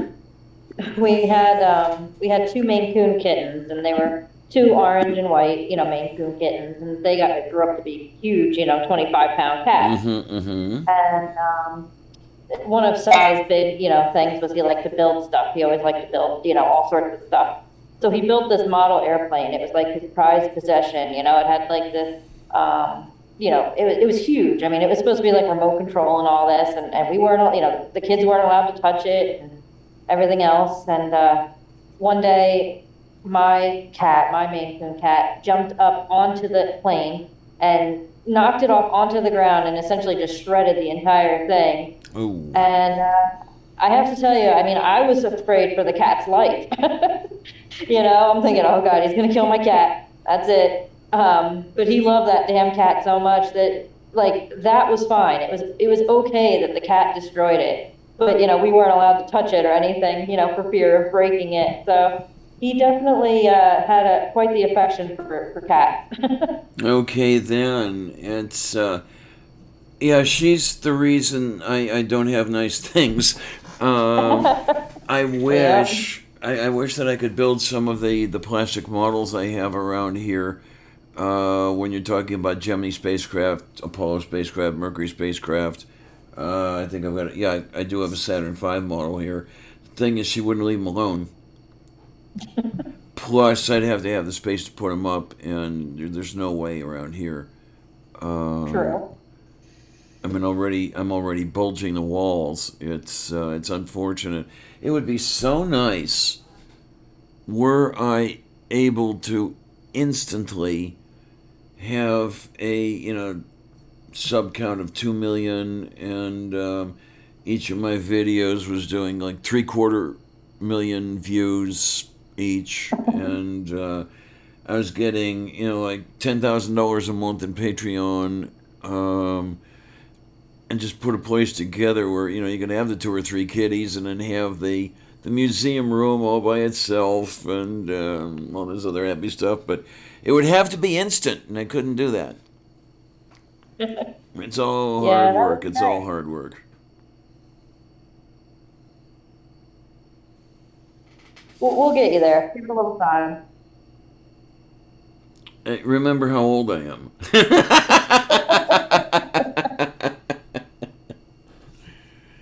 You're only 40. You got plenty of time. Oh man. Yeah, it's amazing that I have to keep reminding people that I'm older than I look. I Yeah, I know heard that you mention feeling. it I have to earlier. keep telling people how old I'm not. Yeah. Because just recently, there was somebody who thought I was in my late 40s, and said, "Oh my, you're so much younger than you are, and yeah, you should run into my friend Kate. She complains about it all the time. But yeah, it does have its disadvantages to be taken 20 years younger than you are. I still get carded when I go to, casinos and stuff like that. I'm forever being told I look younger than 21, and I'm definitely way older than that. Back when I was still smoking, I would go to a place to buy a box of cigars or something, and they, can I see your ID? And it would be like, thank you. Sometimes it's a compliment. Yeah, I have to admit, it is kind of flattering being carded. Yeah, really, it kind of is, and I'll take it, as far as that goes. Another one that I find kind of flattering is when I go to the doctor's office and they ask me the date of my last period. Oh my. I'm like, well, thank you for not asking whether they've stopped or not. Yeah.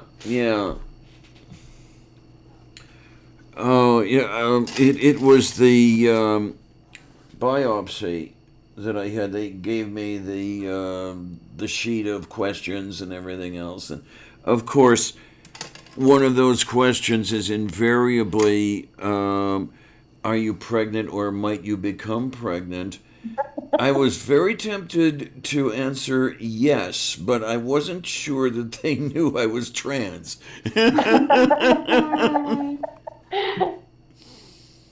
I would have. Just because I'm tired of medical paperwork. Good Lord. Doing medical paperwork for my little sister is like talking to a brick wall. Pretty much the ultimate favorite question is, since your injury, what has changed? I was born like this. Since your injury, I said I was born like this 2 questions ago. Since your injury, I said I was born like this twice already.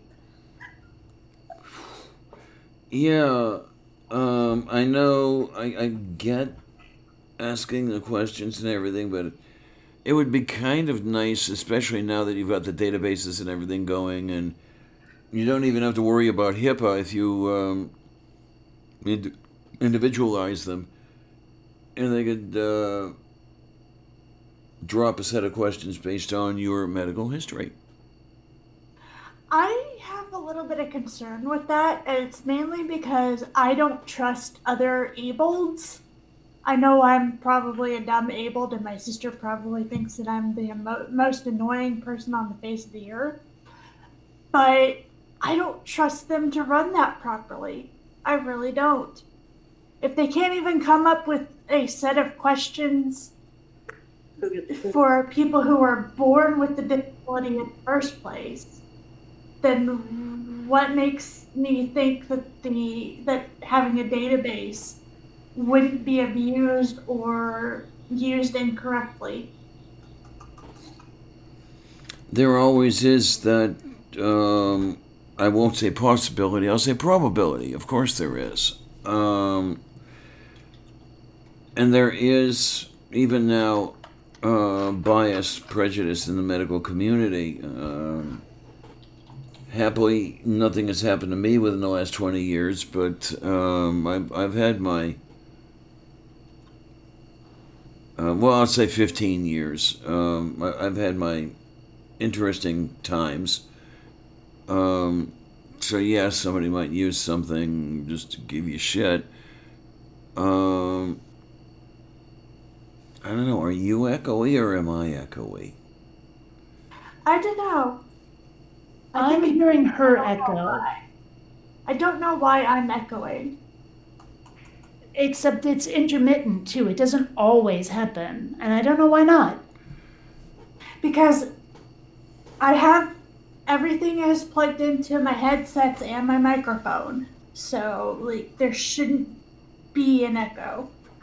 Well, I mean, it's very possible that one of us is picking up your voice from our speakers with our microphone, so it might not be your fault at all. Yeah, it's the first thing I thought of Yeah. because I don't have the headset on and I am using the external speakers. And for all I know, it's routing from speakers up there to the Yeti down there. Okay. It's just a little annoying with the headset and everything. If I have it on too long, I start getting the headache. Understandable. I'm probably going to have to find a decent set of earbuds. Something else to charge against my income, as if anybody would let me. I found some over the headsets that actually work pretty well for me. I just stopped using them because if I wire myself up, I often forget that I have my headsets on, Oh boy. and I will get up and yank the headsets out of the computer. You've done that more than once on streams you've been on with me, yeah. Actually, no, I didn't do that Didn't you? with streams on you. It was broken. My headset was broken because of that. You blinked at that last set of headsets wrong, and it would partially unplug. Like, sitting here just shifting, and then they would unplug. Sassy, you ask where Shannon is. She was feeling well under the weather today, and we talked it out and decided that we'll postpone her appearance to tomorrow at 6 Eastern, when she says hopefully she's going to be feeling better. Because I tell you what, I don't want to wreck her health at all. Oh God, you should have seen us DMing back and forth about that one. We were having a competition to see who was more Canadian, the native Canadian or the American over here. Because I'm sorry, that I'm not feeling too good. Well, I'm sorry that you're not feeling too good, and I'm sorry that you feel horrible that we have to postpone. And oh my God, it was so much fun. I loved it. Gosh, I do not know what you're talking about. Shannon's a big sweetie. I love her dearly.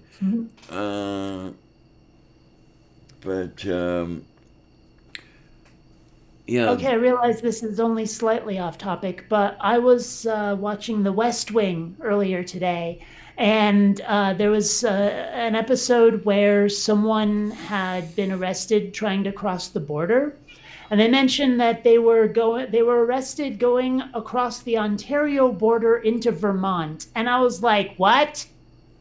Vermont does not border Ontario. Yeah. No. And I was just like, I don't normally get offended by mistakes in geography, but that one got under my skin. Well, considering that was your backyard. I mean, because, Quebec is a very different brand of Canada than the rest of Canada. Isn't it ever? Getting that one wrong, you really shouldn't. It's like mixing up Maine and Oregon. Mm-hmm. Of course, another thing is, like, when my dad comes to visit, or when he came to visit me in Seattle or whatever, and if for whatever reason that state in between Washington and California would come up, my dad would say Oregon. And I used to say that too when I lived on the East Coast, and there is a certain logic to it, because the G-O-N ending of a word could be gun like dragon, or it could be gone like polygon. So making that mistake makes a certain amount of sense, but at the same time, I know some people who will beat your ass into the dirt if you say Oregon. So every time my dad would say it, I was like, no, no, no, no, no, no, no, no, no, no, no, no, no, no, no, no. So I would get a couple of those. There's a friend of mine sometimes I don't understand how we have remained friends, but we have. I'm talking about the place I live, the town in which I live, and whenever I speak of North Versailles, she'll jump on me and no, you don't say it that way. No, nobody will ever know what you're talking about. And of course, everybody knows what I'm talking about when I talk about North Versailles. I mean, shit, some of them even know it was named for Versailles Castle. But there are other people who insist that this is North Versailles. You do not want to come to Vermont if you don't like it when French words are pronounced phonetically. Trust me. The thing is, we get a mix of it over here. Because remember, I'm in Pittsburgh, and the French were here before the British were. So you have Du Bois, but you also have Duquesne. And Peggy, the person I'm talking about with the North Versailles thing, I've taken to calling this the township next to Duquesne, just to piss her off. As I'm good about that. But yeah, there's the combination. And I don't understand why it's not consistent.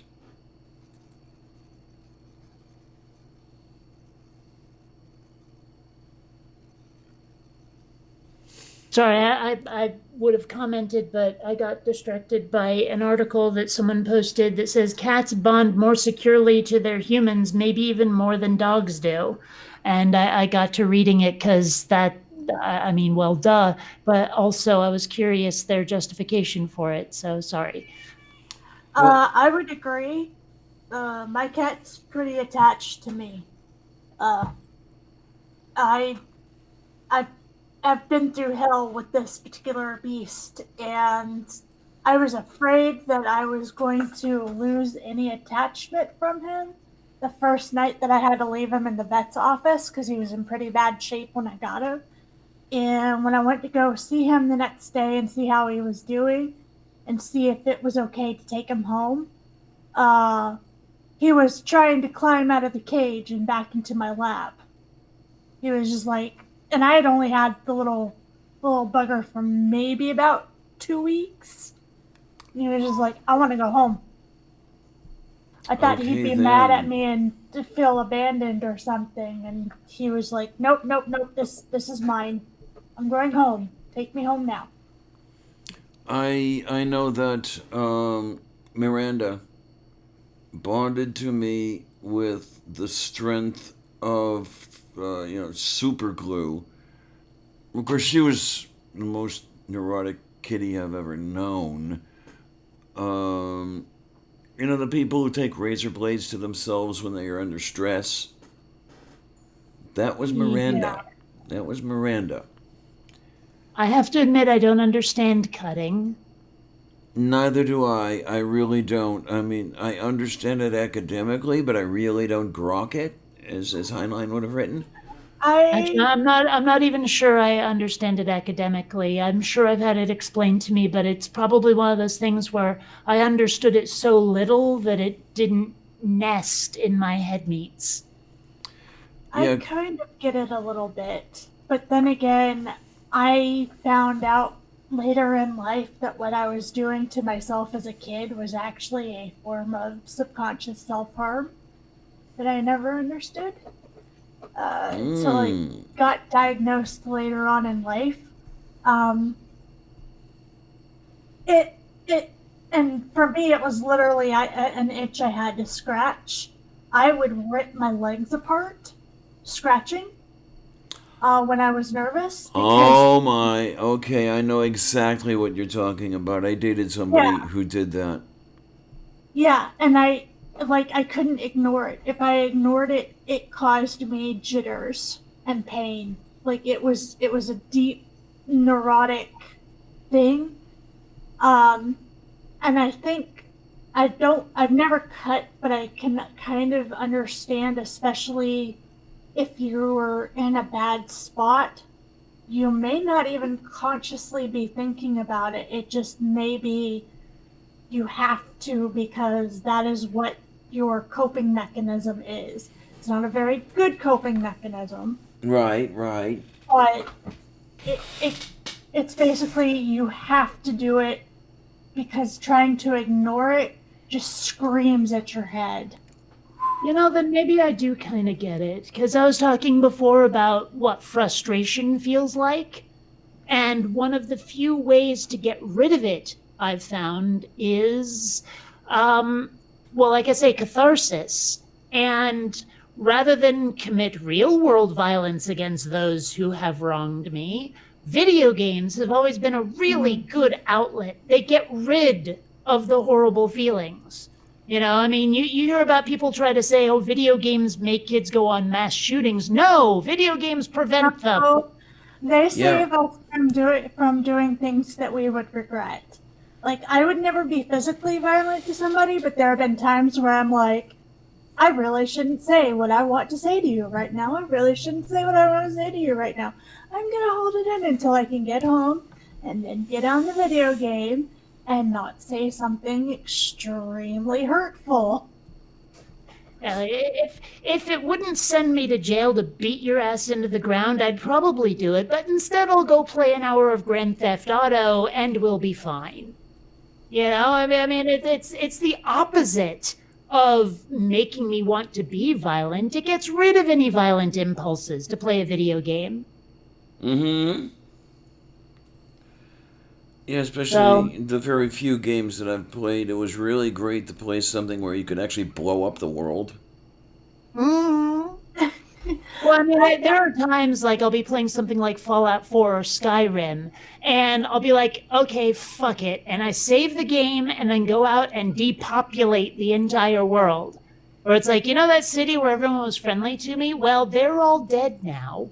Mm-hmm. I'm going to make that happen. And I'm going to laugh about it. Why? Because I'm not doing it to real people, and I can just reload the game. Because I understand the difference between permanently murdering somebody and doing it to a virtual creature that has no actual existence and can't think and can't feel, and who I can resurrect simply by pressing load.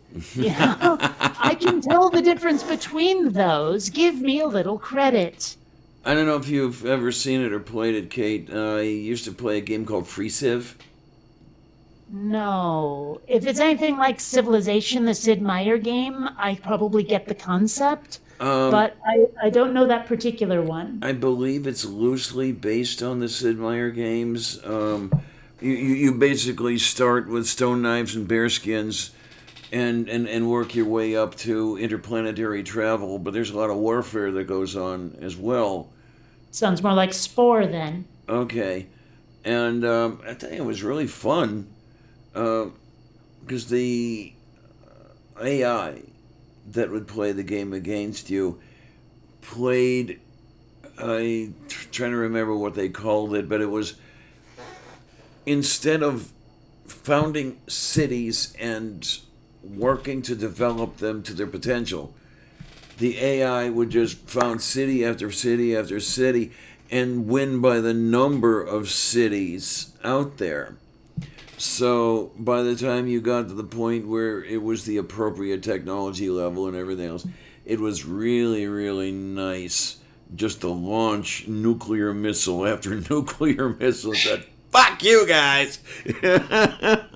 I kind of know that feeling. I used to play a lot of Master of Orion 2, which was way better than 1 or 3, and the less said about the remake, the better. But, I would choose these characters that were really, really, really, really, really good at research. And I'd colonize every planet, every system I could without attacking anybody, all the while developing super weapons. And so when I would finally decide, well, there's nowhere else in the galaxy I can possibly go unless I kill somebody, well, now I have the tech to do it because all of those other guys spent all their money and time on building colonies while I was building the weapons to take them away. Mm-hmm. So, yeah. Because what would happen with Free Civ is, as these people were building the cities and overusing the resources and the land and everything else, they would be increasing the trend to global warming, and eventually, the whole landmass would be flooded and everything else. But if you launched the missiles and destroyed shit, you would tend toward nuclear winter. So, number one, I was getting rid of the offending cities, and number two, I was winterizing the terrain back to something halfway normal, and it was a whole shitload of fun. I loved it. I haven't played that in ages. One of these days, I should put The Sims back on my computer and do that thing where you take a character and you get them into a room, and then you go into build mode and remove the door. I knew that was coming. Oh, I Or the love you. pool I when love you you. remove the step. I used to torture my poor little Sims. I haven't played Yeah. a Sims anything since. Let me think now. I think did I get to Sims 3? I think I might have. I forget which version I've got. I want to say 4, but I don't know. I'm not even sure what they're on now. Like, I'm sure if I look up The Sims, it'll be like, oh, 17, eh? Uh-huh. No, Sims 4 was the last one, but then they came out with a bunch of like mobile ones and like platform ones, and they're just not the same. I know Okay, it was. yeah, Sims 3 is the one I've got. Okay. And I had the Living in the Future expansion, which I thought was going to be so much cooler than it was, because all it does is open up a portal to the future, and you can like hang out there, but then you have to come back to the present. And I was like, well, screw that That's no crap. fun. And I found ways to mod the game so that you can just be in the future the whole time. There's the thing is, yeah, it was getting a little difficult for me to play The Sims after a while because it was getting harder and harder to hack. And, just for me anyway, playing the game as it was intended to be played is so fucking boring. What I was after was, doing the hacks to have these people do really strange stuff, really perverted stuff, and, just the sort of thing you don't want your 14-year-old seeing. Yeah, I have to admit, I love the concept of The Sims, but it does get a little dull after a while. Yes, it does. Because I don't know, they don't. There isn't a lot of variety to what they do, and they're not usually very good at taking care of themselves. You notice that. And so you can't just let it run and, come back and not have them all dead. But I mean, like, at the same time, it starts to feel like work. All you're doing is maintenance. And that's not as much fun as it sounds. Right. I liked Birthday's the Beginning for that reason. Like, it was basically you change the landscape and you try to evolve different animals. But the thing was that I could set things up, and if I knew that I wasn't going to force anything to go extinct, I could let it run for a while and either just watch the stupid little dinosaurs run around, or I could get up and do something and come back and see what changes had been made. So what one is this? More. It's called Birthdays the Beginnings. Birthdays the Beginnings? Yeah, something along that line. But Well, I enjoyed that far more because, like, I didn't have to babysit the damn dinosaurs. I just had to, like, change the landscape a little bit, let it go, and see what the world would do. Because, one thing I've been looking for, and I've only found a really pathetic version of it, is a game that has, like, a really good evolution system where it actually has, like, genetics built into it, where you can just let it run and stuff would evolve and be subject to natural selection, or you could manipulate it if you like. But the only game I found that's like that is like kind of bad because it was by like I think just one person made it. Some really tiny studio, and the graphics are very rudimentary and stuff. But man, what I wouldn't give to find a game that tries to simulate genetics and natural selection at the same time. There was the one I remember. Maybe it's the one you're talking about. Were the creatures rather boxy looking? Yeah. Uh huh, uh huh, uh huh. Yeah, I'm trying to remember if it was a mathematician or a biologist or just a plain old nerd that developed the darn thing. I was really wanting to find a copy of it, and I was getting nowhere with it. Well, it's available on Steam for $7, which might well be worth it, even though it's as crap as I hear.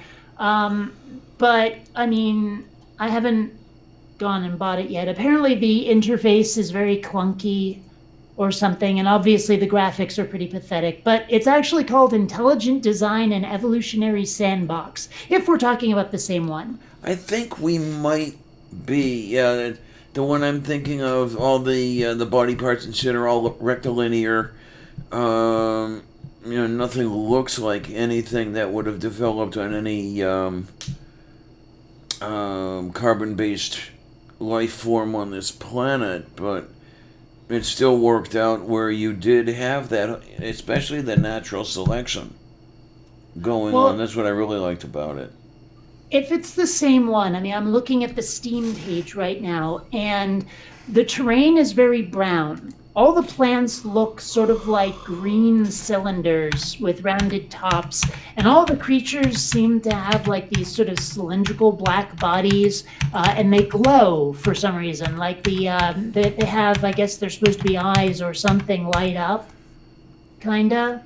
Okay. And I mean, it looked pretty bad, but I love the idea of the concept. Okay, Hey, I hate to interject, but I'm gonna have to get going. I just got a Chinese food, so it's definitely dinner time. Oh my, oh my, oh my. Well, it was great having you around. I mean, even though you didn't say all that much, but what you did have to say was very poignant. Well, thank you for inviting me. I appreciate it. I hope you come by from time to time. I mean, please don't forget about us. For sure, 100%. I feel bad I won't be able to make it tomorrow. I'll be at work, but I'll definitely watch it after. Yay! There is the good thing. It'll be really nice to talk to Shannon about this whole thing because she is a psychologist, and we get a psychologist's perspective on this whole thing. I look forward to watching it tomorrow night after I get out of work. Sounds fairly good. Okay, so I posted a link to the Steam page for the game. Yes, I'm looking at it chat. right now.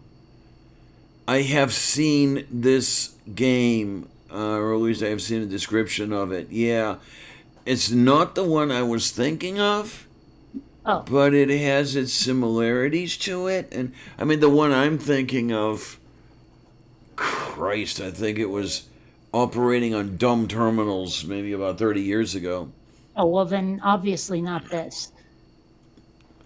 But yeah, this looks like something that would be a heck of a lot of fun to just screw around with.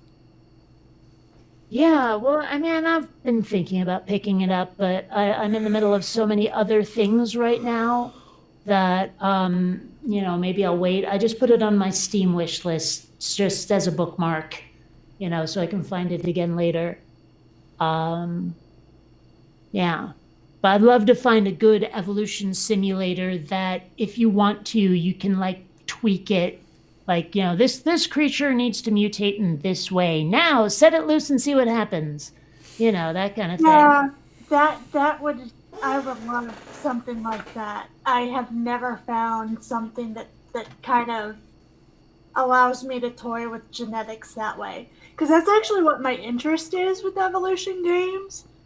And as much as I liked birthdays at the beginning and liked playing with the landscape, I kind of wish I had been able to, because basically what you're doing is you're changing the climate to create your animals. You're not messing with the DNA.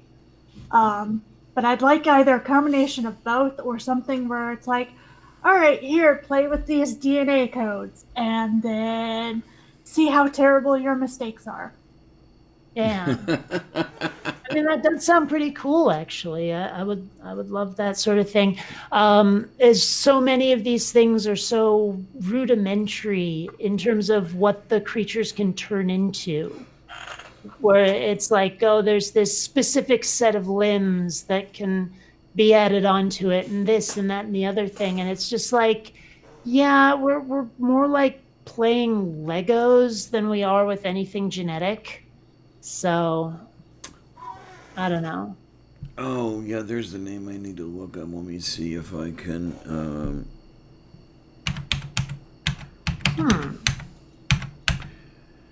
There we go. I mean, if there was just something where it could make the creatures change based on more of a like sort of fractal iterative process or something, you know, where you could come up with a creature that the designers of the game never even knew their game was capable of doing, you know? Yeah, and I don't know if he's still active. It would be really great were this the case. I'd really love to be able to work with Craig Venter, and really work at a hands-on level with DNA, because he's, if I remember correctly, he was one of the people that was trying to find a minimal genome, the barest minimum to get by with what we would call life. And that's an interesting idea. I've wondered about that occasionally. Is like how many genes is the bare minimum that you can have and still have something be alive? Yeah. Please excuse me. Oh my word. And I mean, given like, and I realize that my understanding of how genetics work is really rudimentary, but the fact that genes are not just like on off switches for traits, that if you change one gene to make one thing happen, you'll affect tons of other genes as well. Yes. You know, I just having that sort of interaction of like how traits develop even in a single organism. And I'm searching for the right words here because I don't have the technical jargon to be able to really express what I'm trying to say. But just seeing that interaction of traits developing into a fully formed being and then changing them and see what that does to the phenotype. I don't know. I'd really like to see a good game that does that. Yeah, because a number of the things I wonder about, what if physical constraints would have been different than they were on the original Earth. For example, how would have life developed were there no moon?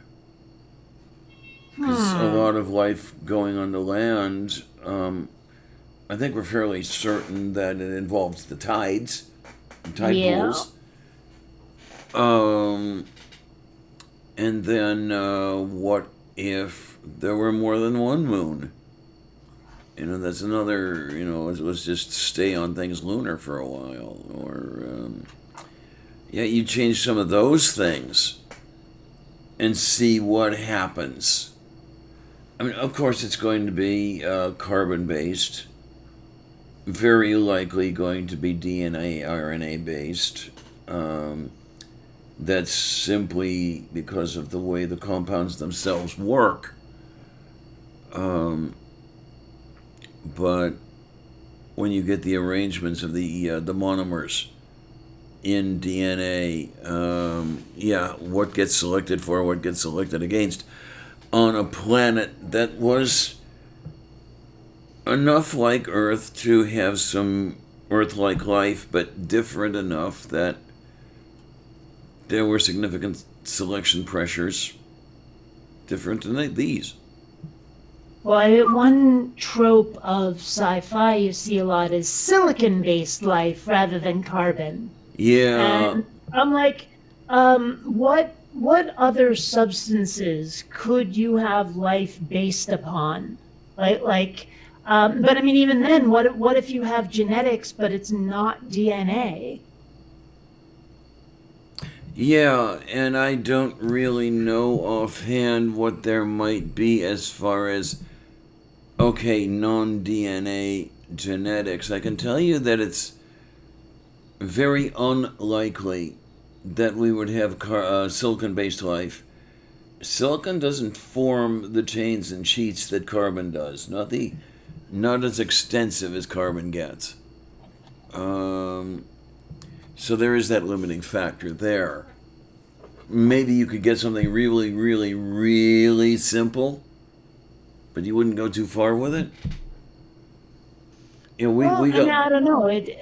I just wonder, like, what condition, like, are we limited by our ideas of what life is based on our own experience on this planet? Is it possible that what we think of life now, because of that bias that we have, I mean, could there be self-replicating organisms out there that are nothing like what we expect because their planet is just that different?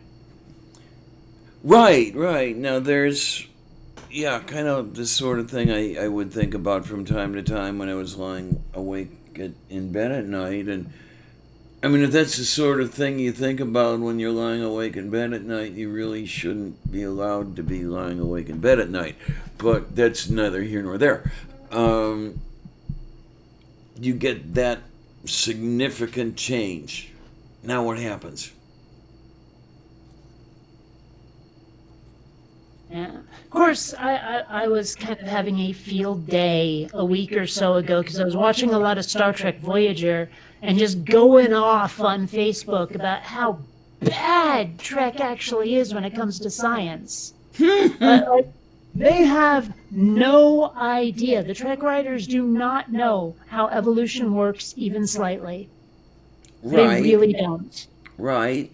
And that's a hard pill for some people to swallow because I know a lot of people who say, oh, I love Star Trek because it's so realistic. It's science fiction, not science fiction.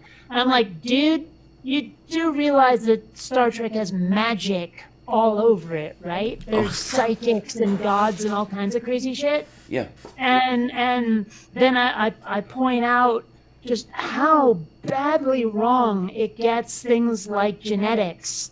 I mean, because there is no such thing as a like higher life form the way they say it in Trek.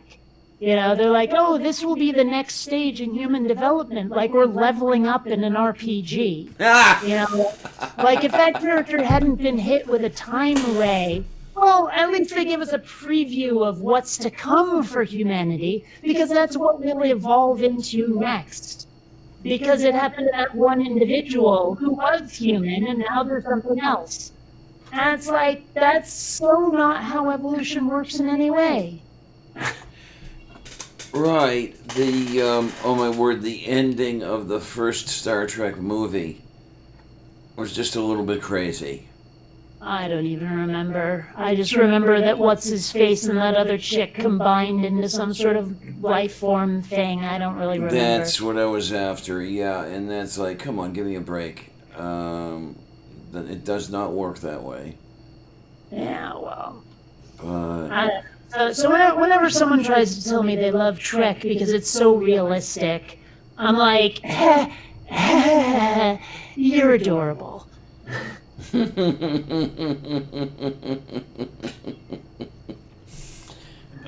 was actually the thing back in high school. If anyone ever said something really, really stupid, and they said it like they were an authority on the subject, like they really knew what they were talking about, they thought, we just sort of cock our head to one side and go, oh, you're pretty. Well, I'm sure that's something that no one could say of me. Oh my, You're not ugly. Back when I was in uni the first time, the argument was between Star Trek and Space 1999. That was a bunch of fun. You know, one of these days I should watch more of that. I have the box set. It was really, really, really hard to get past the disco theme song. Yeah. You ever see a sort of sci-fi parody show, I want to say from the 70s, called Quark? It sounds vaguely familiar, but I can't say that I remember that much about it. I want to, gosh, what was that guy's name? I want to say it was like Richard Benjamin or something like that. Yeah, Richard Benjamin. I'm looking now. Where he's commanding a garbage ship, and like him and his crew are getting into all these wacky adventures. There's like two women who are twins, and they're both named Betty. And then Tim Thomerson plays this guy named Gene, where every now and then his gender just swaps for no good reason. And I can remember wishing I could do that when I was younger, but that's beside the point. And there's another guy like named Palindrome, and he's like the commander or something. And they actually are commanded by a guy named the Head. That's like his whole thing. He's got this gigantic head, and he's like the brains of the operation, all this stuff. Wacky show, but wow, is it dated. The more you talk about it, the more familiar it sounds, especially that whole garbage scout thing. Yeah. Well, if you ever get a chance, I've got the box set myself, but if you ever get box set, it's one disc. There was like 6 episodes. But if you ever get a chance, give it a try just to marvel at how bad it is, but how worth it is to watch it anyway. Okay. The other one I want to do is I want to pull out.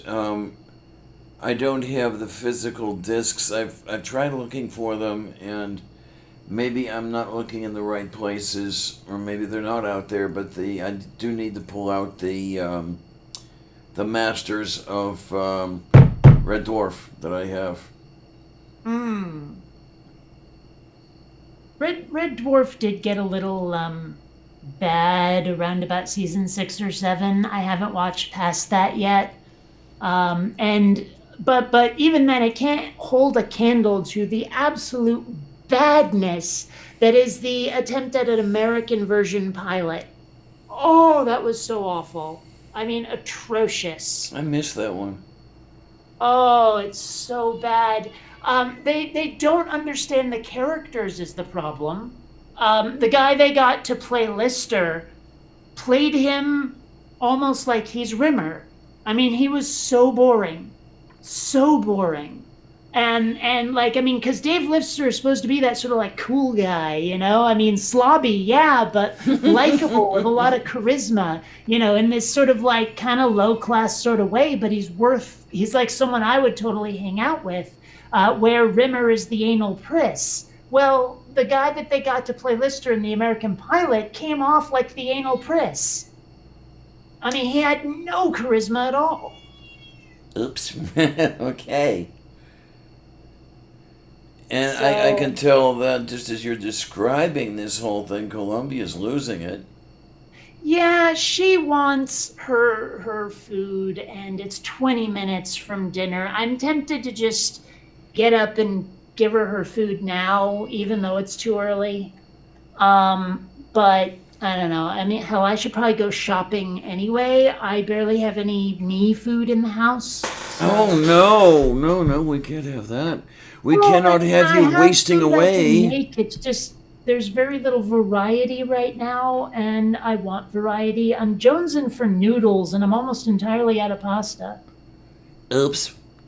Yeah, well. I don't know, let's see, 6 or 8 packages of udon? Well, actually, what I really want is pho. Okay. Yeah. Although I have found that in a pinch, if you don't actually have the right noodles to make pho, that vermicelli will do quite well in a pinch. Huh. I'm gonna have to do some of that stuff because it was something broke in my head when Jeff. Well, you're going to agree up one side and down the other about that. But when Jeff died, something broke, and I wanted a beef brisket, so I bought one, and it's the sort of thing I don't normally do because I'm looking at $5 a pound. Why do I need this? And then other things like that, and it's like, okay, maybe I can go out and not experiment a little bit, but extend my reach slightly, just to let myself do it for once. Yes, Columbia. Yeah. Okay, come here, you. We're gonna pet your belly. Yes, we are. Yes, we are. And I know you don't like that because you're now upside down, but it's the only way to make you shut up. Oh, my Miranda. She would love it when I would cradle her upside down in my arms, like a baby, and she would just fall asleep that way. I told you this cat was weird, didn't I? Yeah. But yes, she's the one that had to be in my lap. That's where she felt safe. That's where she felt comfortable. And it really got horrible when, I would make sure that I had already taken care of the little girl's room and everything else, and okay, now I can finally sit down. But eventually, you're going to have to you're going to have to take a piss anyway. So there's this Miranda in the lap, and it's Miranda. I have to go over there. Meow. No, really, I have to go to the girl's room. Meow.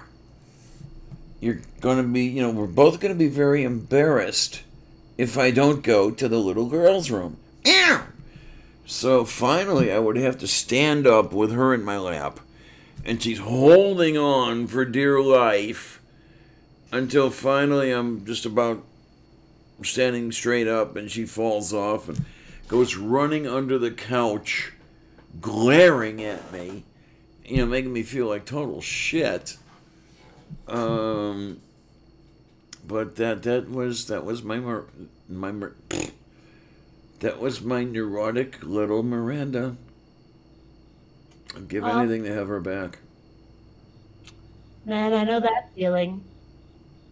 Like, when I was little, I'm not even sure I was 2 years old yet. My parents got a cat, this sort of gray and white cat.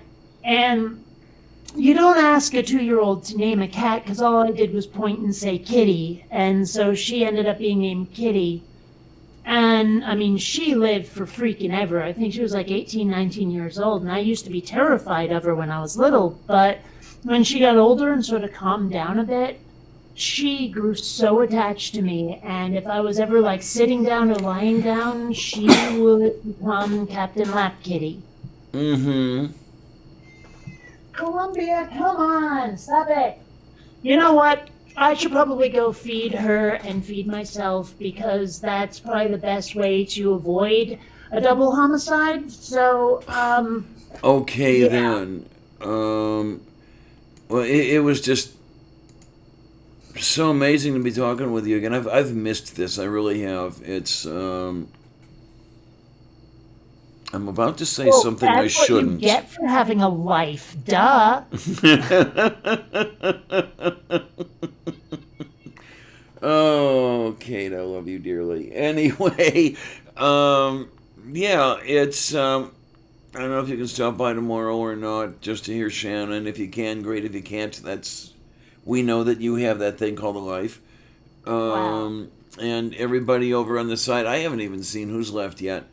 Oh my word, 11 people are still watching. Well, I'll catch you later. Have Okay, fun. hon, you be good. Take care. Talk to you later. I'm never good. Anyway, later. Okay. Oh, man. Oh, amazing, amazing, amazing, amazing, amazing. It's just... Yeah.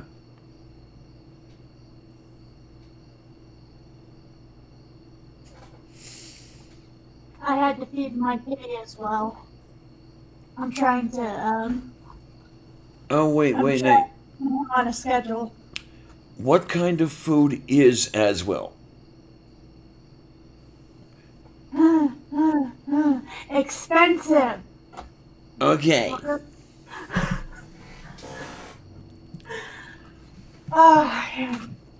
His food right now costs about $1.38 a can, and he eats about 5 or 6 cans a day. Yeah, I love him. I don't know why I keep him sometimes. Wow, he's keeping you around for that expensive fare there. Well, I have fed him cheaper food before, but um, he's allergic to certain things. Like chicken and him do not get along anymore. Um, he will Oh not eat. no. He will not, and it's not at you. I don't like chicken that's not fancy enough. It's mom, you gave me chicken. Now I'm scratchy. Oh my, oh my, oh And my. foods that have very little chicken in it. And then I know somebody who just can't make it without her chicky. Oh, If you ever become allergic to chicky, I don't know what you're gonna do. hello, Miss Sylvia. Oh, scheisse. Anyway, oh my word. Realize it's like 10 to 9. Uh-huh. Yep. And that's what happens when You you were get... tired before we started. That's what happens when you get me and Kate and me started.